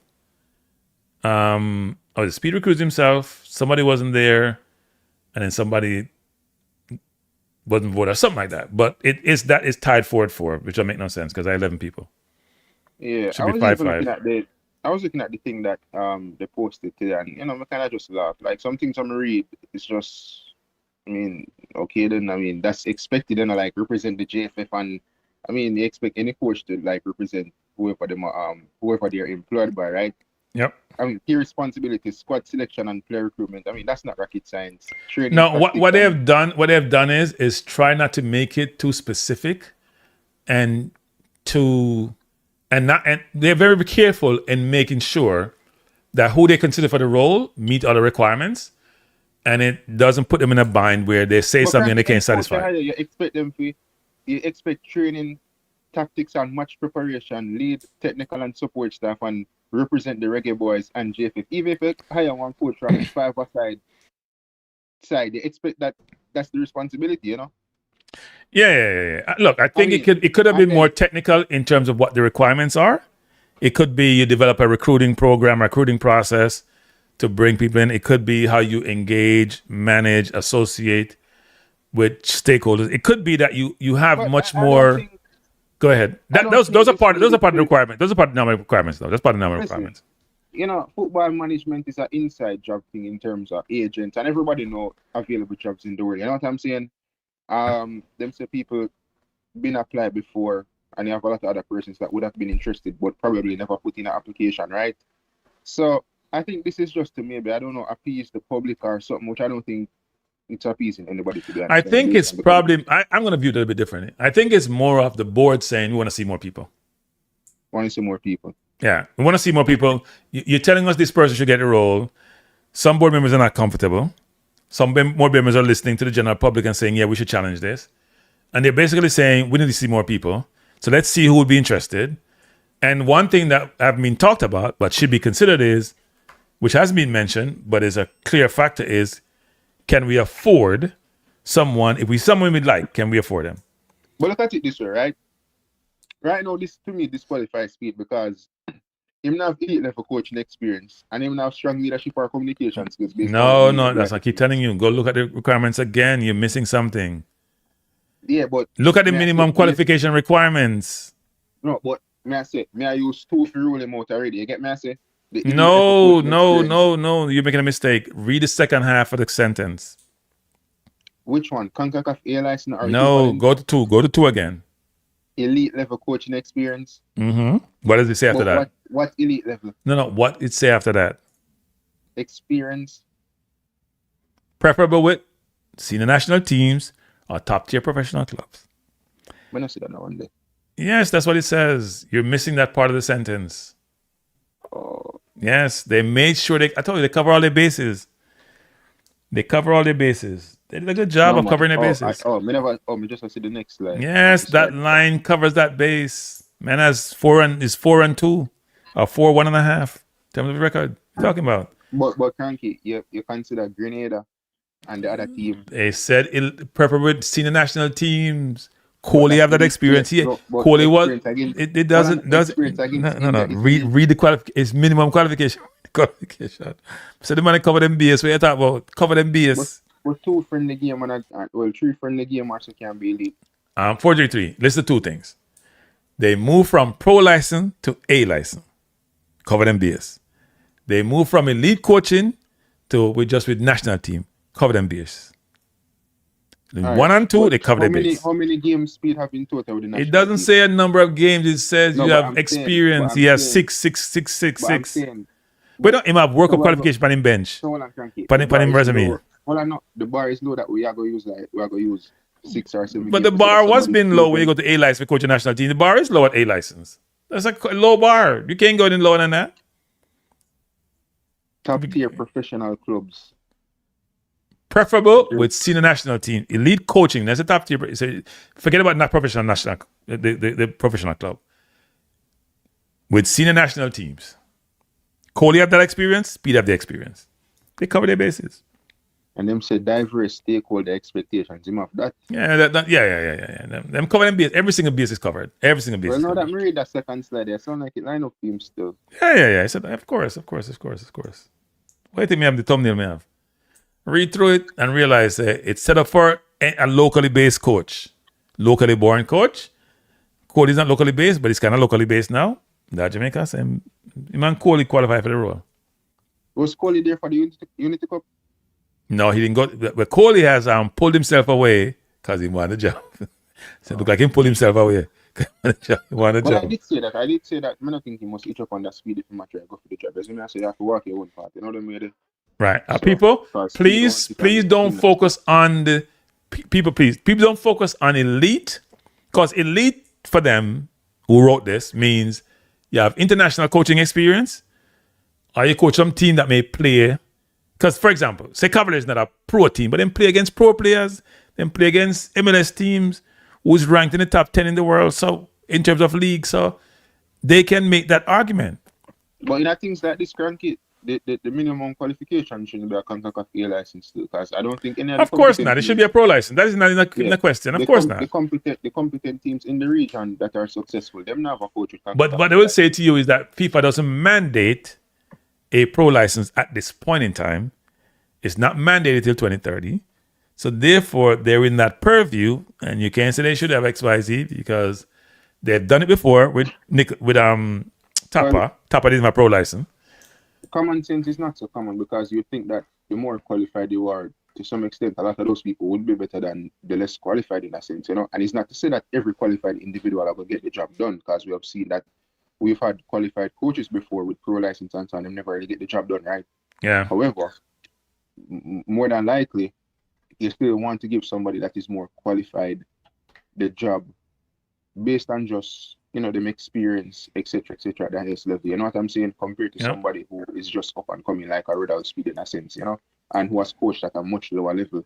So it have to be mandated. It's just that these people, I mean, I guess they just don't have common sense, you know? Yeah, look, I think I've always said this, and I get beaten. Me want a Spaniard as the coach. When I want a Spanish coach, I want a Spaniard as the coach.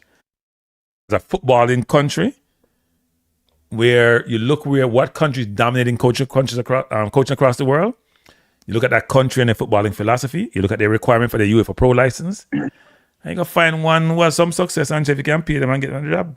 I've been saying that for the last 3 years. I haven't changed my mind.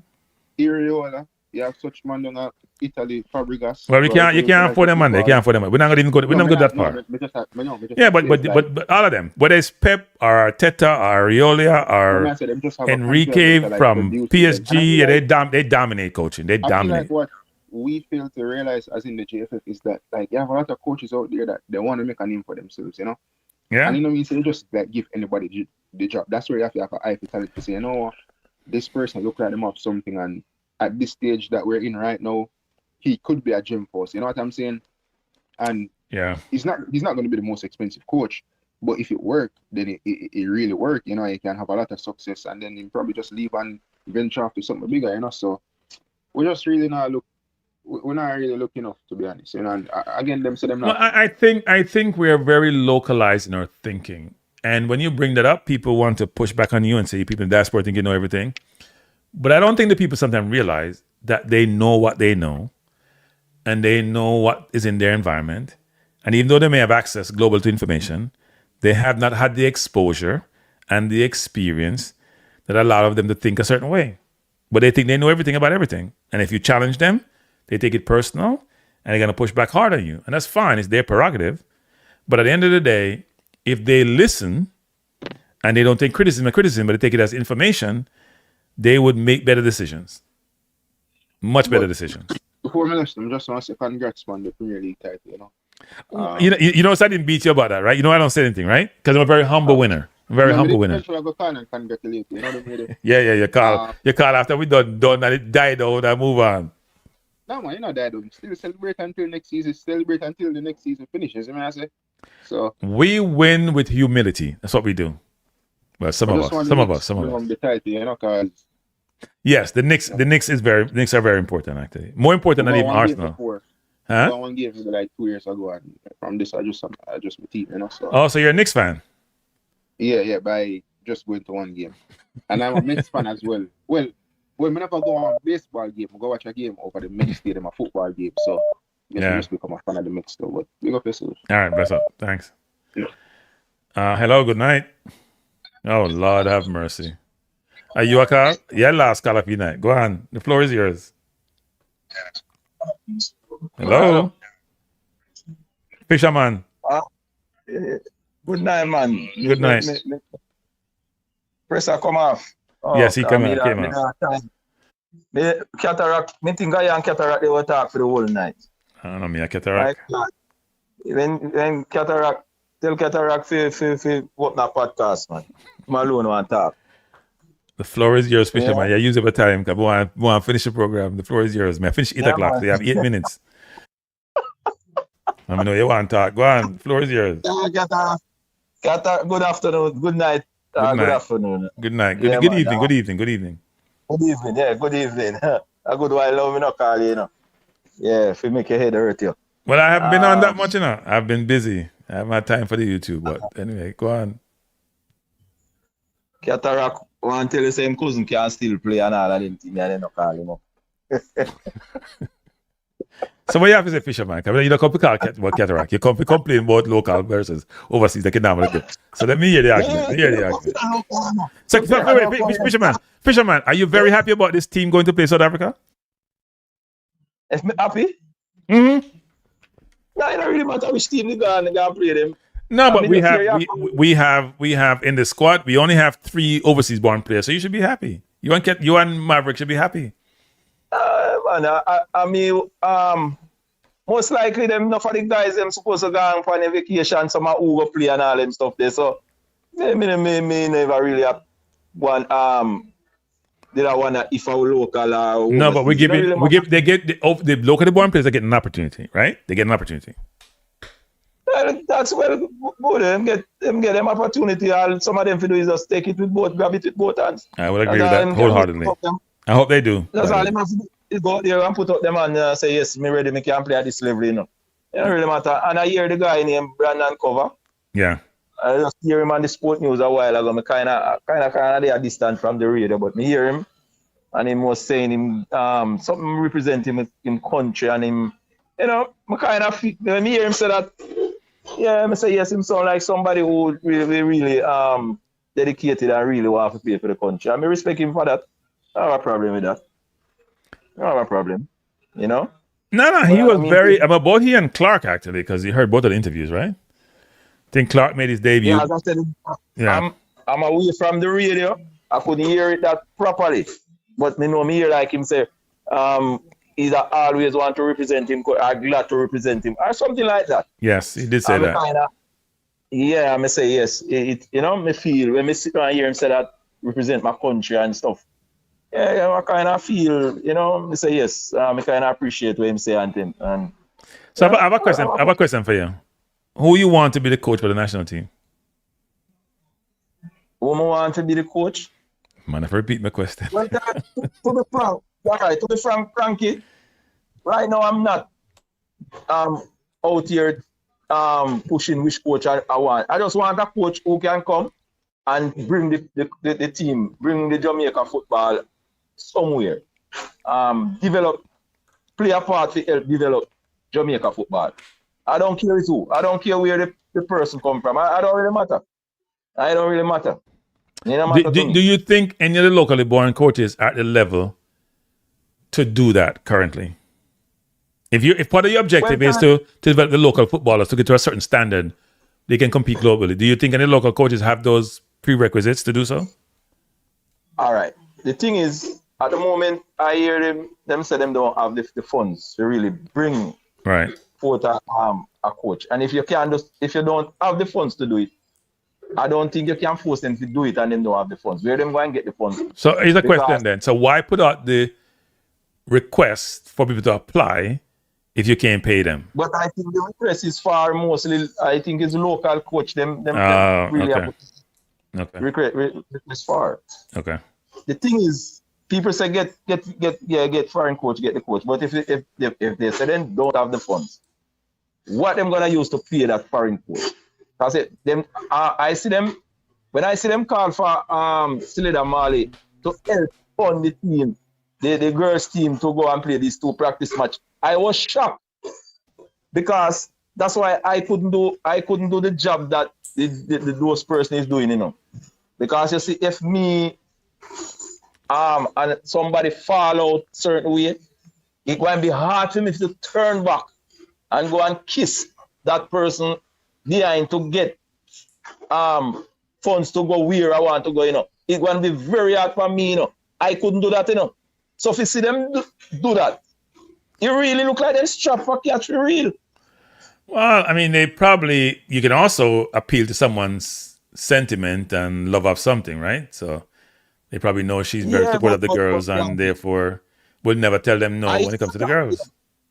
I hear you talk and you see like a person would never stoop to certain level, you know. Well, that's me. Me different. That's what I'm saying. I could never do it. So if you see them do something like that, that's showing that they really strapped for cash. This thing when them don't qualify for the World Cup, you lick them chip, you know. It really lick them chip. So if them say them don't have the cash, I'm not gonna go around and say, boy, they have the cash, find it and get. No, me not gonna do that. Them say they don't have it, and if you can't pay the person you bring, and them people say they want staff.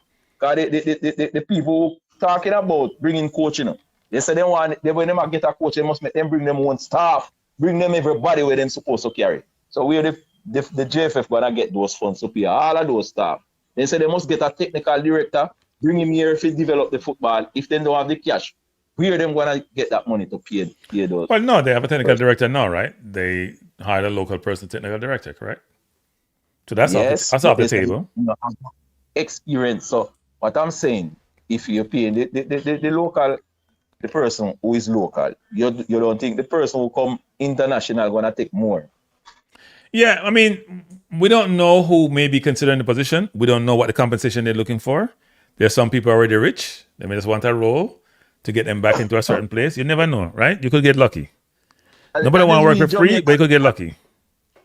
We Jamaican always have this thing about us, you know, where we say Jamaican is a brand and people want to do things for us. That is the notion enough people have out there, you know. So we is a brand and people will come for certain, if they will take a certain amount to coach Trinidad. No, they're not going to take that from Jamaica because they love Jamaican so much. So they will say no. Me and Rudolph Speid attacking, so I give my work for free. You know? So when they hear Rudolph I work for free, I'm going to take less than I'm supposed to get. Well, me feel strongly Rudolph Speid now going to take where an international coach will take. He may take less, but he ain't working for free. Well, and you ain't taking one Whitmore take either, because Whitmore's taking chump change. Yeah, Whitmore wasn't getting a lot of money to play coach a national team. Nope. So at the end of the day, the local always take less. Carl Brown never used to almost get nothing.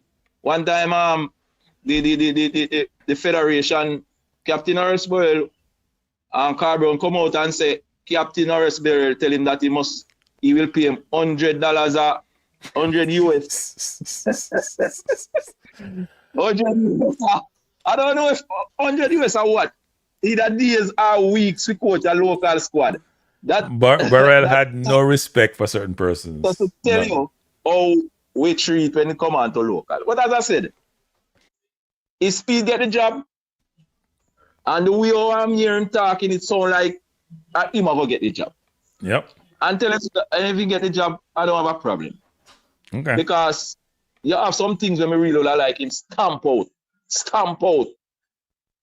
These things where when you call up players, I don't say you don't have players when them call them sometimes them have certain things and them really couldn't make it, I don't have a problem with that. But you have some players who take these things as habit. When you call them pick and them choose which time them want to come, which match them want to come play. You have players who want to play, but say now me can't come because me have a party. Or some player will even do nothing in a football. So call name no man. When I reach nowhere in a football. Fisherman, don't be shy. Call some name. What is their claim to fame? This morning here, Maverick on the radio. Whisper good I feel away because I never get called up for the match after you never call me. So now you want to come call me.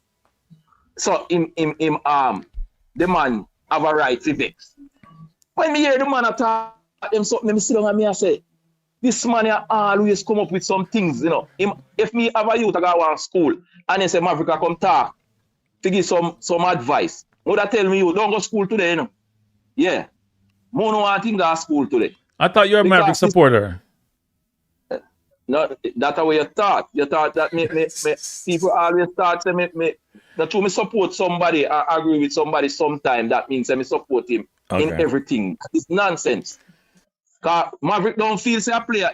Maverick feels say for you as a star player, you have money, A coach, anything the player do, the coach must say, all right, you say, you want you to play. Me no matter what you do, me compromise and play you. I saw him think. Him not think no because the man they make money and they're rich. So you're supposed to stoop. Well, no, I think what Maverick is saying though is that it's a personal thing why he didn't call Whisper. That's what he's saying. No, man, that's the way I try to put it. That's the way they try to do all the time, They want to put it like that. But the things them where the man where this youth when I do what is his claim to fame? That is what I'm asking, What Whisper in football? He's in Chelsea's academy. He was in Chelsea. Yeah. But you can dictate when you forget call, how much minutes you forget. What you do in football? If you did have some credit in the bank, you know that different. If you was a player where, yes, you create waves over the world, you do things. When you get the call for the national team, you do things. So when you get left out and you even make some stupid talk, you can say, boy, I'll give him a pass, because this him credit in the bank. Him do things. This guy don't do nothing in football. But here's what's interesting, Fisherman. Here's what's interesting. So here's an analogy. Trent Alexander-Arnold, right? Tuchel didn't call him, right? Yeah. I don't hear anything about Trent and say him now come back even get called or nothing. Even though a lot of people in the English media and a lot of pundits believe he should have been called, right? Morgan Gibbs-White didn't get called. Stats are better than Eze and some of these other players. Scored like in eight games of the season, scoring the last 8. He said Tuchel talked to him and basically him say, and give an explanation, and I live with it, and wish your team good luck. But because some people have the attitude, and because there are a few people who have gone overseas to big clubs, even though they haven't done anything yet, they believe they have the authority to do and say certain things. That is what I'm saying, Those guys where you just call out, do things. Yep. Them have credit in the bank. This guy, every time when me hear people talk about this guy, me wonder, I wish planet me there. Because it seems like this guy create some things when me don't know about. I remember the drop asleep or something. And me I try to look feet and me I say, where it is? Where it is? You don't do nothing in football. And you vex car, you never did get called. You vex car, me so get once again, Fisherman. So Jamin says he called Nikita Fulop and Ellis over Whisper. If I were Whisper, I would accept call either. So let me say two things on that. Not just not to defend Speid. One is Henderson got called for England. Yeah, he was a former captain. He's on the bench for Brentford. He got called over a bunch of players who were better than him. He got called over Wharton, who played for Crystal Palace, better than him. Coach called for different reasons. And those players who got called I don't think the coach had plans for them anyway. They just get probably called for the experience. They weren't part of the match day squad in either games. So they were fringe players. They could be other players who could have been called apart from those two players, right? I don't hear Dixon making up a noise because he wasn't called. I don't hear Dixon losing his mind. When he got called the other day, he went, didn't play as well as you'd like, but he played in 2 games and now he's going to Mexico. Sometime when you're young, you have to humble yourself. But that is what I'm saying. Yeah. That is what I'm saying. So what? Should Nick Fuller get called over your Ellis? That means when you get a next call up, you say you're not going. But Fuller get called and Ellis get called over Dixon. And Dixon is the one who started the other day and play all the game in a Unity Cup. And Dixon never say anything when he never get called. He never say anything. Because this is coming from him angler, or the angler angle him and when tell them, because them are the best things in sliced bread. So anytime when you don't get no call, when they call it the next time, don't go. Because you're bigger than that, you're bigger than them. Come on, right now you're hanging by a thread. The Unity Cup would be a good stepping stone for you. Go out there and go out there, go present yourself and see if a club can see you. And call you up and give you a good contract where you can play some senior football. That me think of that you should do. Anybody around him should encourage him to do that. But no, people are encouraging him, say you're big, you're rich. Or them not to call you for the national team. I mean run the national team and them not call me. Yo, I'm glad Speid, me want Speid for the when them come with them attitude, you put them by the wayside for a long while. Make them go out there, go create some waves, and then me call you. Because you're not create no waves now. So me not call you. And no matter where your angler say or you say, me not go call you. Make your football speak for you. Go out there, go play football, and that you get go play football. So let me say this. I believe that Whisper should have been called, not because he was playing any football. I mean, he didn't play no football. And West left that bench. But because of the comparative between certain players who got called. Having said that, if you don't get called, you humble yourself. That's my philosophy. That is what I'm saying. You don't get called, you humble yourself. If you don't get called, so what? You is not the first person who thinking should I get called and not get called. And the thing is, you don't do nothing in a football, and that me I say you don't do nothing. You don't do nothing in a football. So me not see why you're supposed to come out and have vex. I mean, go and go drink rum if you want to drink rum, man. Because rum cup me see him with. Go and go drink if you want to drink rum. But here's another thing to Fisherman. Somebody chastised me last night. So I was selling lies because I said he turned on multiple calls. People forget the first call he turned up. When he had his party, he turned on. You remember when Hagimson was here? When he had his party, he turned on the call. More than one time he turned on calls. Somebody said me I tell lie. More than one time. I them a tell lie, man. I them a tell lie. When he had his birthday party, he turned the call down when Hagimson was here. Yeah. They know that is lie them telling. Say it's not the first him turned on call. But continue turn on your call him when you want to turn down. I don't give a damn as far as me concerned. If you go out there and go play football and you play football, yes, call you. But when you play football and you say some things about the coach and the federation, go sit on one side. Make people like out here where you talk about federation. If you want this the coach, and you expect the coach to call you, you want this the coach and the coach will sup it and say, all right, me will call you, okay? The whole way are trash. From top to bottom are trash. Yeah, but players who did coach get traded or the coach get fired, one of the two happen, they can't coexist. They can't coexist. If you're a big player like Ronaldo, you end up in Saudi Arabia. Not a bad work, but you end up in Saudi Arabia, right? If you have Rashford, if you have my name that went to Villa, Sancho, and you say something, you respond to being criticized, you get ostracized. That's how life works. But I don't know what to these people.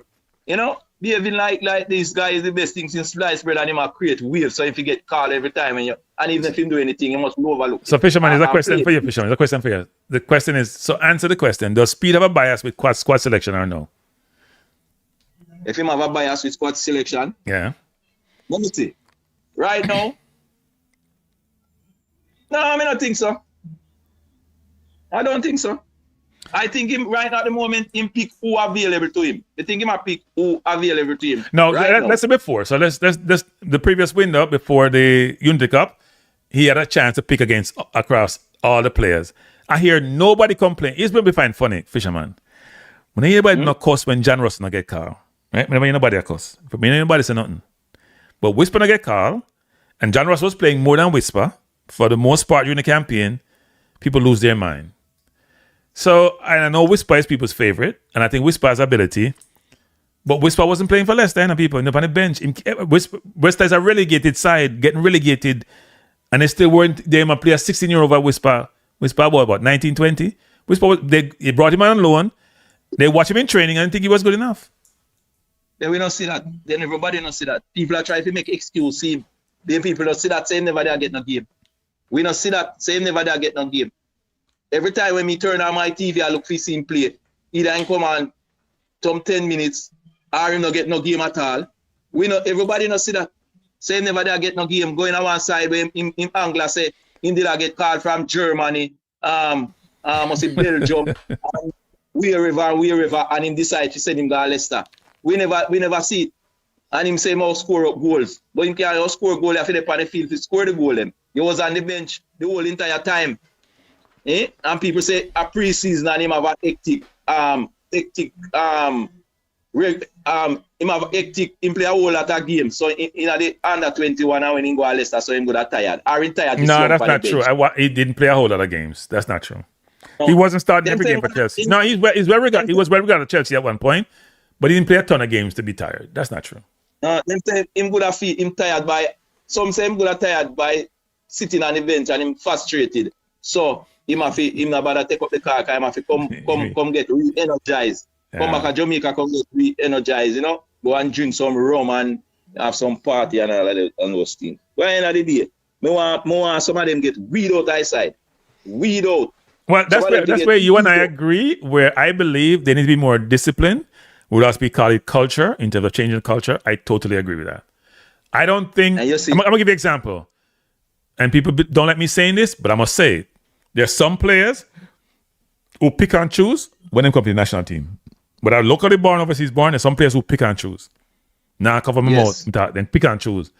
When I pick and choose thing, most players from most countries get called, them go on the national team.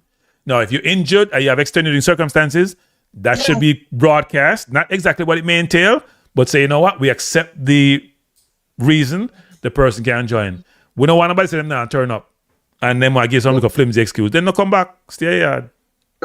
Me, I watch Poland last night. I play against Nigeria. Them did I play against? Yeah. Last night I watch them. Poland. And when me look and see big level, them big top striker I play for Barca, where the man just have a hectic season. And I man that me see I play practice game. Them not qualify for World Cup. But to the opposite, I must say the opposite. Osimhen didn't turn up, right? And the coach make excuse for him. The coach make excuse for him. And a bullshit excuse him again. Yeah. But it happened. It happened to some players. But he's a big player too. These players will play a hectic season. Him could have said to him, coach, the team not qualify for World Cup. He could have said, go sit down and rest myself. The man turn up for him country and I play. And I play for him country. And the team not going to World Cup. Well, Fisherman, let me just say this. I can understand some players who may be tired. It's a long season, right? A Bobby Reed, for example, play for Leicester, all these games. Championship people play about 40 games. But people like Whisper was on the bench. They're not an excuse. Dixon, they're not an excuse. Yeah, man, I whisper them, me attack. No, I understand, but I'm just saying there's some national players, like even Richard King, playing a lot of games for St. Mary. Me can understand him tired because it's a long season of World Cup qualifiers, they have travel. But people like Whisper not playing football for me if you say, boy, I'm not going to play football. Sorry. No, but some man want to put the King now. See, but King never take up the call. They now put the thing in context and I realize it. And I say, they know still, but them purposely I do that. Them know still say the man just, and him did have the playoff. Him did have the playoff to stay in the league. Right. So the man take up the call, Ghana play against South Africa. So you have to put the thing them in context. But some man now go do that. They might just look on it and say, see, they never take up the call. So you want to put it like say I'm going to whisper alone, not take up call. You see what I'm saying? At the end of the day, I want the man bring in something strict, put in certain rules. I say, you can't, as I say, you go and take things, take a player, and if this player you say come to you and say, boy, can't take up this call to certain things, certain reason why I can't take up this call. and you can look into that. You can say, all right, you make him go on. Yep. But if it's a constant thing, where a man vex to him, never get call out that window there, him not take up the call, or you choose which match you want to play, you don't take up the call. We forget rid of them stuff there. Get rid of them stuff there. I would agree. Look, I would admit that it's a little bit, the traveling is a challenge for some people. Flying 10 hours to come to Jamaica and then fly to Mexico. You have to go back or train. I know that's difficult for some people, right? It's people like Latin people, them take up the call all the time. There's some players who take up the call most of the time. Latin never come play this time. Don't know why, because he was in the squad. But there's some players who them come most of the time. Like, so they call you Brandon cover attack. They will take up the call when them get called. Right? Yes. But there's some people who pick and choose when they want to come. And there's some local players who also pick and choose when they want to come. Yeah, man, and you see, yeah, all right. You have me as a man who just wants to be a local player. You see how me I beat a while ago. Yes, you're maturing. You see how you. Wait now, people, I chat and say the same thing. Me I say, you're mature. It's never too late. It's never too late. It's never too late. It's never too late. Me want to see good for the football, and at the end of the day, as me say, the coach. No matter how we talk, the coach have the last talk when they are pick inside. And I don't think Speid get the job. Speid want to win. Speid have him ego and Speid want to win. Yeah, he wants to win. Speid want to prove to him, chat him out where chat and say no good. Yeah. And Speid want to prove to them. So Speid want to win. Yep. So I think he's going to put him best foot forward and he's going to pick the best team. We agree on that.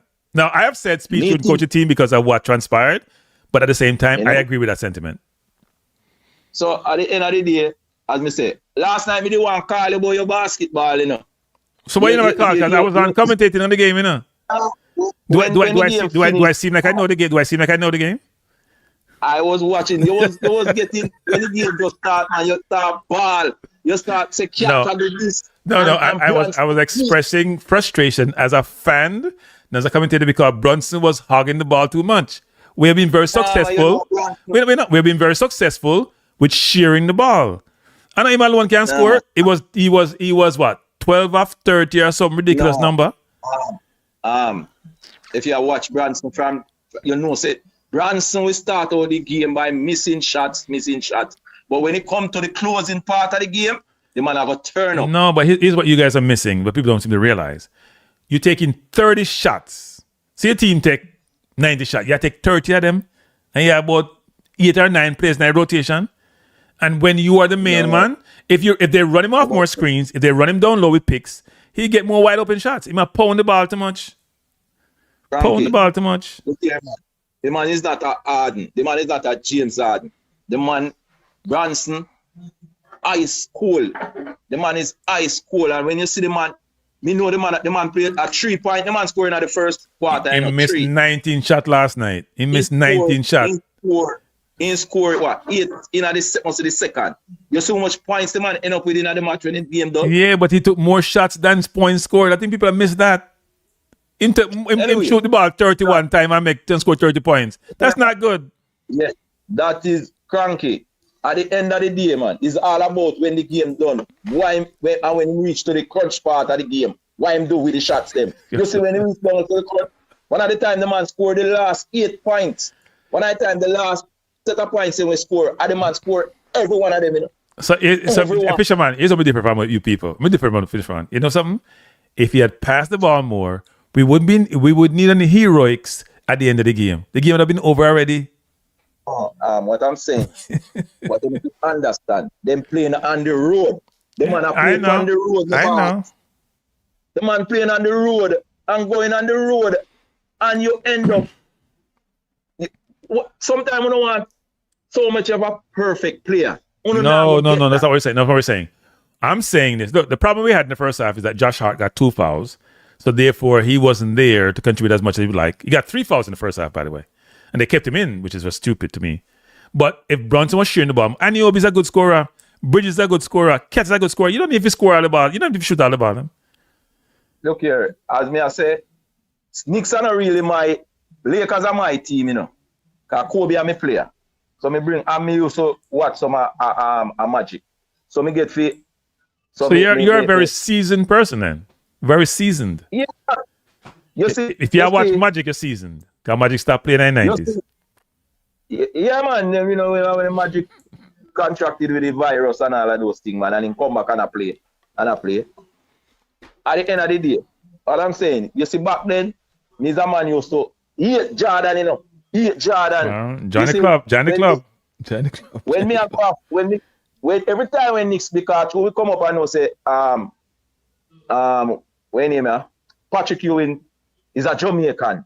So all Lakers on my side, when Patrick Ewing a play for Knicks, me want Knicks to win. And every time when he go up against Jordan and Jordan kick out them teeth, they vex.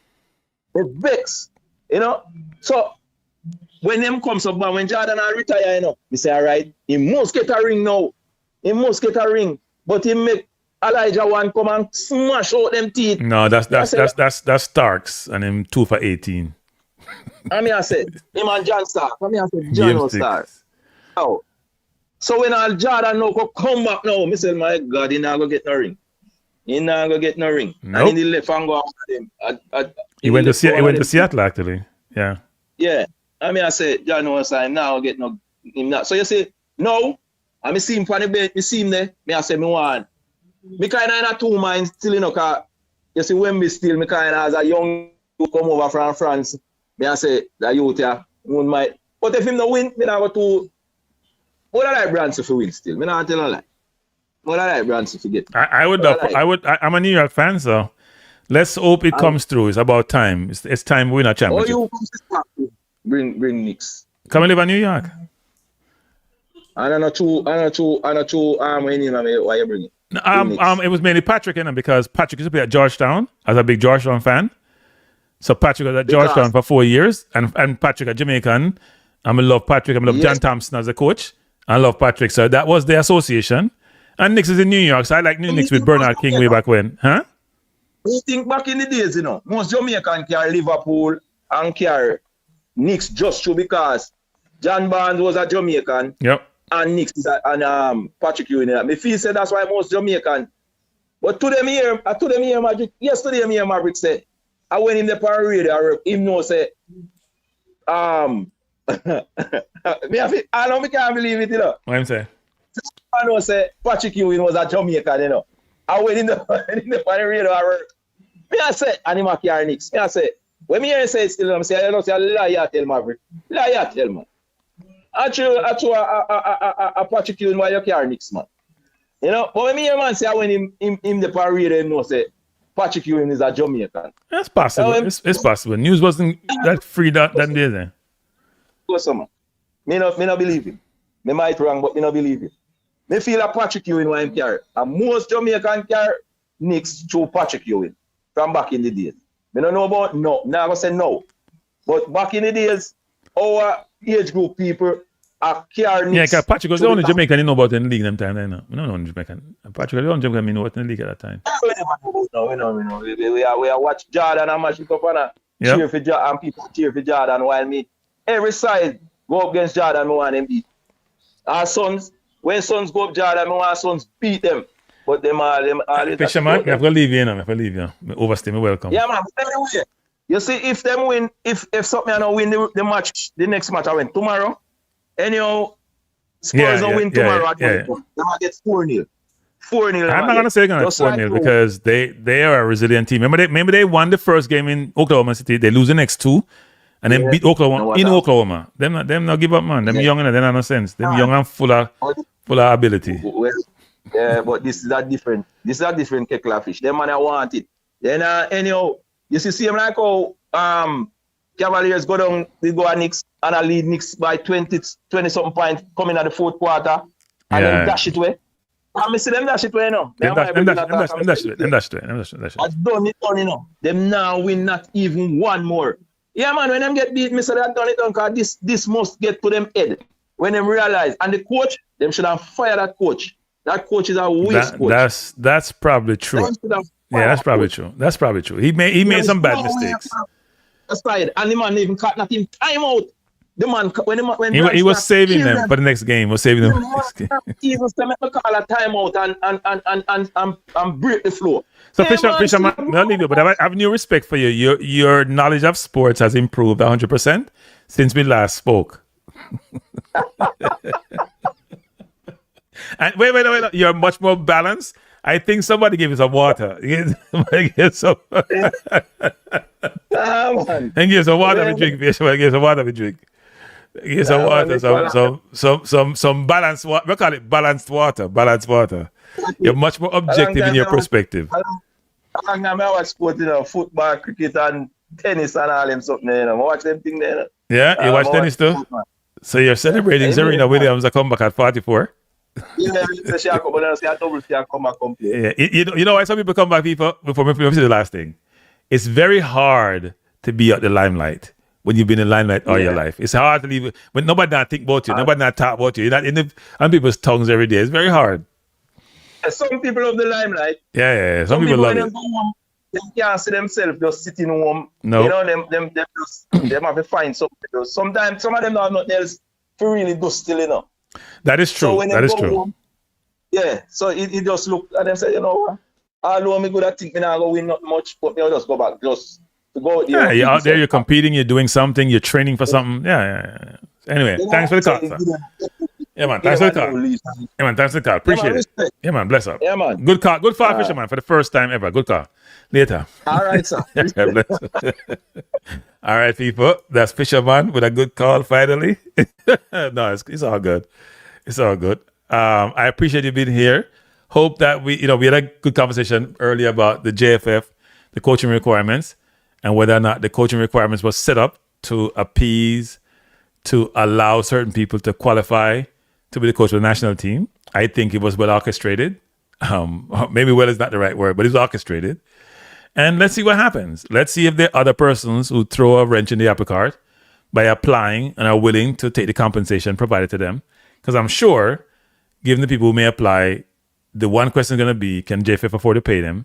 Because they say they have no money. And as Fisherman alluded to, the fact that Cedella Mali had to sponsor the girls to go to Panama for the 2-game series is an interesting one. I'll be back tomorrow for the next game.